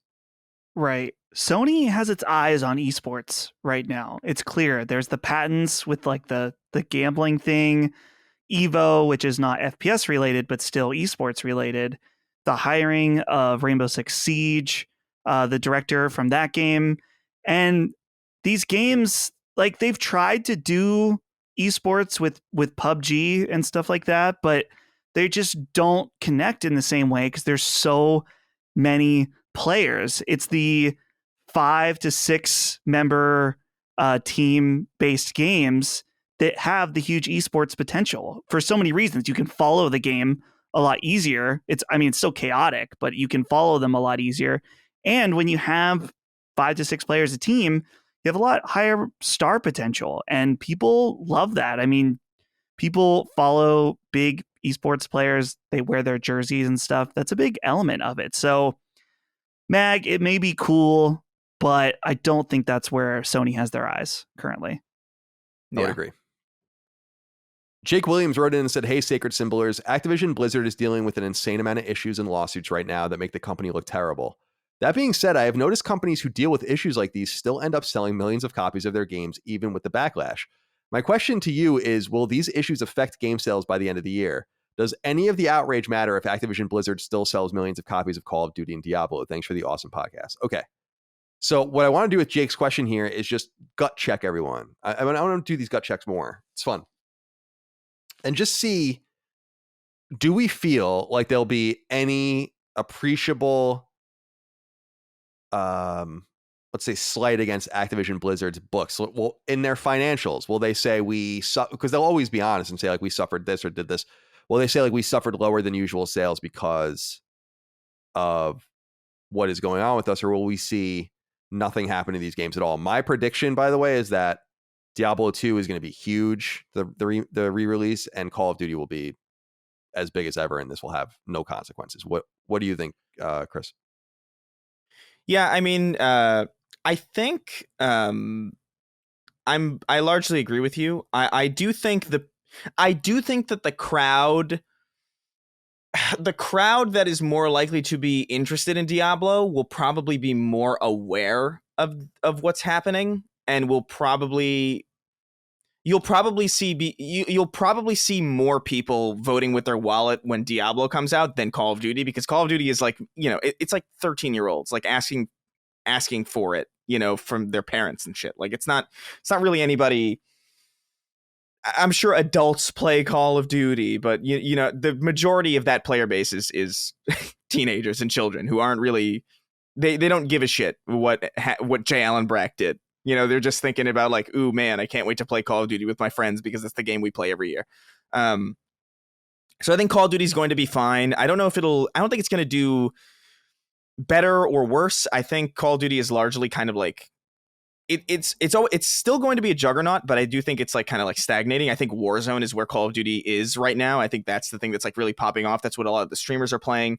I think Call of Duty as a traditional game is actually like trending a little bit downward outside of Warzone, which is like huge. But my guess would be Diablo 2 will sell far less than they otherwise would have. Not enough to really make it a failure, but I think that's where you'll see most of the vote with your wallet type thing, because that's like a nostalgic game. That's something that like people who are really into Diablo 2 probably already have ways of playing it. I think they're just kind of like the more adult crowd who is probably like more aware of what's happening and probably more willing to vote with their wallet. But Call of Duty's not going to see a smidge of effects from this, I don't think. What do you think, Dustin? Do you agree? So I'm thinking about this in a different way, in that I am wondering if Call of Duty is not going to do as well this year. I think it'll still be huge. In fact, probably still better than Battlefield. But yeah, I don't, especially if it is World War II, there's like some leaked images and we've been hearing about it being World War II. And we've also just heard rumors that Sledgehammer has never really quite gotten it with Call of Duty. The two that they've released, Advanced Warfare and Call of Duty World War II, both of those are known to be not the worst like Call of Duty Ghosts, but to be lesser Call of Duty titles. So that, in addition to maybe people being a little tired of World War II, not that we've had like a huge onslaught of World War II games, but we have had the Battlefield games be in that direction. We had Call of Duty World War II a few years ago. So I don't think it's going to move the needle, the controversy. And even Diablo 2, I think there's people that are aware, and there are some people that will choose not to buy it. But again, I really think that this is a Twitter bubble situation. Like if Diablo 2 doesn't sell well, it's because there's going to be something wrong with it. Which the Warcraft remaster had a lot of problems. And so that's the thing. They also keep really messing up these these like remasters that I feel like that alone would inspire like a lot less confidence. Even if the developer behind that, by the way, is not the same. Sure, they're not the same behind. Reforged. I think it was called. That's it. But as far as like your general consumer knows, like they probably just see it's like, oh, another Activision remake. Like they're not going to know that a good studio worked on Diablo 2. Right. So that's the problem, is that my gut check is no, the controversy will not affect them. But yeah, it seems like with the lineup of projects, they could have lesser sales anyway. So it's kind of hard to quantify when a year from now we can look at it. Who knows? Yeah, that's probably right. Sorry, I was muted there because the dog came out. The final inquiry comes from Alexander Boyce, who wrote in and said, "All right, CDC, greetings from Scotland. A few weeks back, there was a brief mention of a certain Sean Murray in No Man's Sky. It's coming up for the 5th anniversary of that clusterfuck of a release, and the game has been supported by the devs via free updates since. I personally haven't gone back to it, but have seen praise from numerous folks online. So to my question, do you believe the 5 years worth of fixes and additions is enough to redeem Hello Games' reputation?" Where do you stand on this, Dustin? I actually am shocked. I was reading a little bit about it in preparation for the show. They've updated the game more than 20 times. And I also remind you that they released another game since then in the last Campfire, which came to PS4, did pretty well. But No Man's Sky has found its way. I don't know exactly how financially stable the game is. They have about 24 people working there. It's enough to support them. I'm sure they got plenty of money from Sony up front back in the day. I wonder if Hello Games' reputation has not only been fully recovered, but in fact is even better than it could have been, because they put in the work to make something wrong very right. And not only did that, but didn't just do it and disappear, but did it while making another game, while supporting and incubating new ideas, and both supporting this very ambitious idea that didn't come to fruition and all the stuff that's come since. And I really was dismayed by No Man's Sky when I played it when it came out, because I was like, what the fuck is this? To me, I was like, I knew it in my mind for years. I knew it when I played it. Yeah. I was like, there's nothing here to this game, nothing. And it was true. There was nothing to that game, but it doesn't seem like that's the case anymore. What do you think? Right. It's a weird thing to think about, just in that they clearly there's so many fans of this game. It's way better of a game. They've added so much content and things to do. They've added next gen versions. They've added a VR version. It's just it's completely unrecognizable now to how it was before. And like you said, Colin, they did release another game that was well received. I don't know what the sales were like on it, but I feel like their reputation is redeemed in that they can safely release something and all the comments aren't going to be like, oh, fuck you guys for releasing No Man's Sky. Like, people in general, especially fans of that game, have positive, very positive feelings. I think that they need to be careful still if they launch a game again in a bad state. There may be less people willing to kind of work with it at launch, or people will remember. You've only partially forgotten. As soon as if they'd committed another offense, all of it would come bubbling back. But yeah, overall, I think they've done a good job. It doesn't excuse what they did and what Sony did. I think Sony's also had a part to play in that. But I think it's the best possible outcome of what could happen. Yeah, I totally agree. Chris, where are your thoughts on Hello Games? I mean, I feel like, I don't know, man, 49 out of 50 times a game like that comes out and just destroys the studio. And it didn't seem to be that case for them. What do you think? No, I'm glad it is it is that redemption arc story. It is literally like the archetype that a lot of people compare other games to now. Like, just like, oh, they released something totally broken and totally like just a complete mess, and they turned it into something like really salvageable and really cool with a big like hardcore fan base, and that's cool. I think they did a great job at fixing their reputation. I do agree with Dustin that like if they fuck up even one more time, a lot of that goodwill is going to go away. But I think they've done a really good job. That it's No Man's Sky is such a weird game to me, because it's a game that from the first moment I saw it, I was like, this is not going to launch well.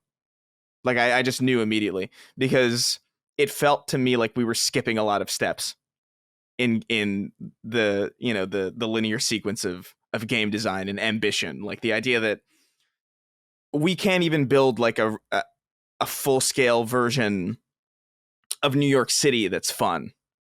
Like The Division came out and they were like, you can go through all of New York City, dude. And it's like, actually, it's like 8 blocks.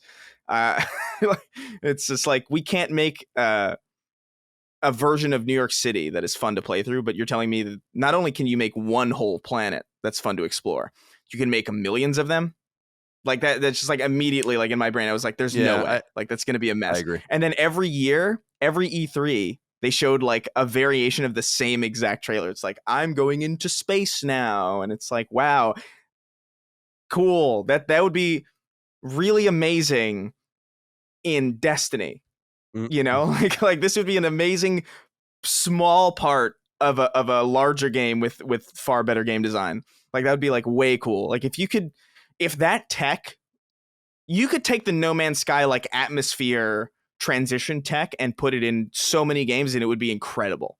But like where it was, I was just like, I'm not feeling it. And I remember when it came out and it was a mess and I was like, yeah, I knew it. I told you. But even when they updated it and it got to a point where it's like supposedly very good, it's still very much like not my kind of game. I still can't get into it. But I got to believe people when they say that it's a good game now. Like might not be my kind of game, but you know, they definitely turned it around. They made something great out of something far less than. And I think that should be celebrated so much as it doesn't encourage the behavior that led to the disaster in the first place. Like you don't want to encourage people lying about multiplayer being in the game. You know, I still can't believe that was real. Like he was like, yeah, you can meet other players in the game, but it's very unlikely that you'll ever meet him because the game's so big. About that. And then people were like, people were like, so there is no multiplayer component. Well, no, what happened was like two players went to the same planet and they didn't see each other. Right. Because there was no multiplayer in the game. They just said there was. I totally for no forgot reason. about that. That was weird. Yeah, I totally. Wild. It's honestly amazing that they were able to salvage their reputation because that is so egregious that I have not forgotten it, and I have no reason to hold on to that memory. Well, I'll say, I mean, it's the blueprint they've provided on how to salvage a huge mistake, but hopefully the game itself was an even bigger example of how to salvage a huge mistake. Yeah. By just not releasing a game in that state. So, all right, well, that's it. That's all we have for this episode of Sacred Symbols, a PlayStation podcast. Dustin, do you have any closing thoughts? I do. I want to, if you wrote a comment about how I said that Deathloop is like Persona, delete it. Okay. You know what I meant. I meant a strong stylistic direction that is above the gameplay and its menus and stuff like that. I know it's not teenage waifus running around in Deathloop. Okay. Just take it easy. I know you're feeling it. You're anticipating it. I appreciate that. Take it easy. Do this long enough and you can predict it from a mile away. That's right. Chris, closing comments. I want to close out by asking you a question, Colin. Are you interested in Elden Ring as far as like playing? No, not really. No. Why? Would it change your mind if, From Software put out a trailer and it was the main character from Elden Ring and he takes off his helmet and it's Kramer. And then it pans up and it's the title reveals itself to be Seinfeld and Ring. Oh, yeah, I would love that. Yeah, that would be amazing. That would be the only the Kenny Rogers Roasters chicken sign, like illuminating the night sky. That would be the only game I'd ever play again. I'd become a one game man at that point. One game man. I didn't say one gay man. Okay. I was gonna say. I thought I heard something there for a second. Gay man. There's anything wrong with that. Speaking of Seinfeld. All right. Time for us to go. Thank you so much for your love, kindness, and support. Patreon over with our merch. Remember to buy our new stained glass window. Pretty sweet over there at Bard's Glass. And we'll see you at the live show. And we'll see you in Knockback and Defining Duke, all the rest. Until next time, goodbye. See ya. Take care, guys. Sacred Symbols, a PlayStation podcast, is a product and trademark of Last Stand Media and Colin's Last Stand LLC, and is proudly recorded in the USA. The show is conceived by, is written by, and is directed by me, Colin Moriarty. My co-hosts are Chris Raygun Maldonado and Dustin Furman. The show is produced by executive producer Dustin Furman. It's edited by associate producer Ben Smith. All of Last Stand's theme music is by my best friend, Ramon Narvaez. As you know, all of Last Stand shows, including Sacred Symbols, are fan-funded on Patreon at patreon.com/laststandmedia. The following names are at the producer level on Patreon, our highest tier, and we're grateful for your thoughtful and kind contributions to our independent endeavor. Thank you.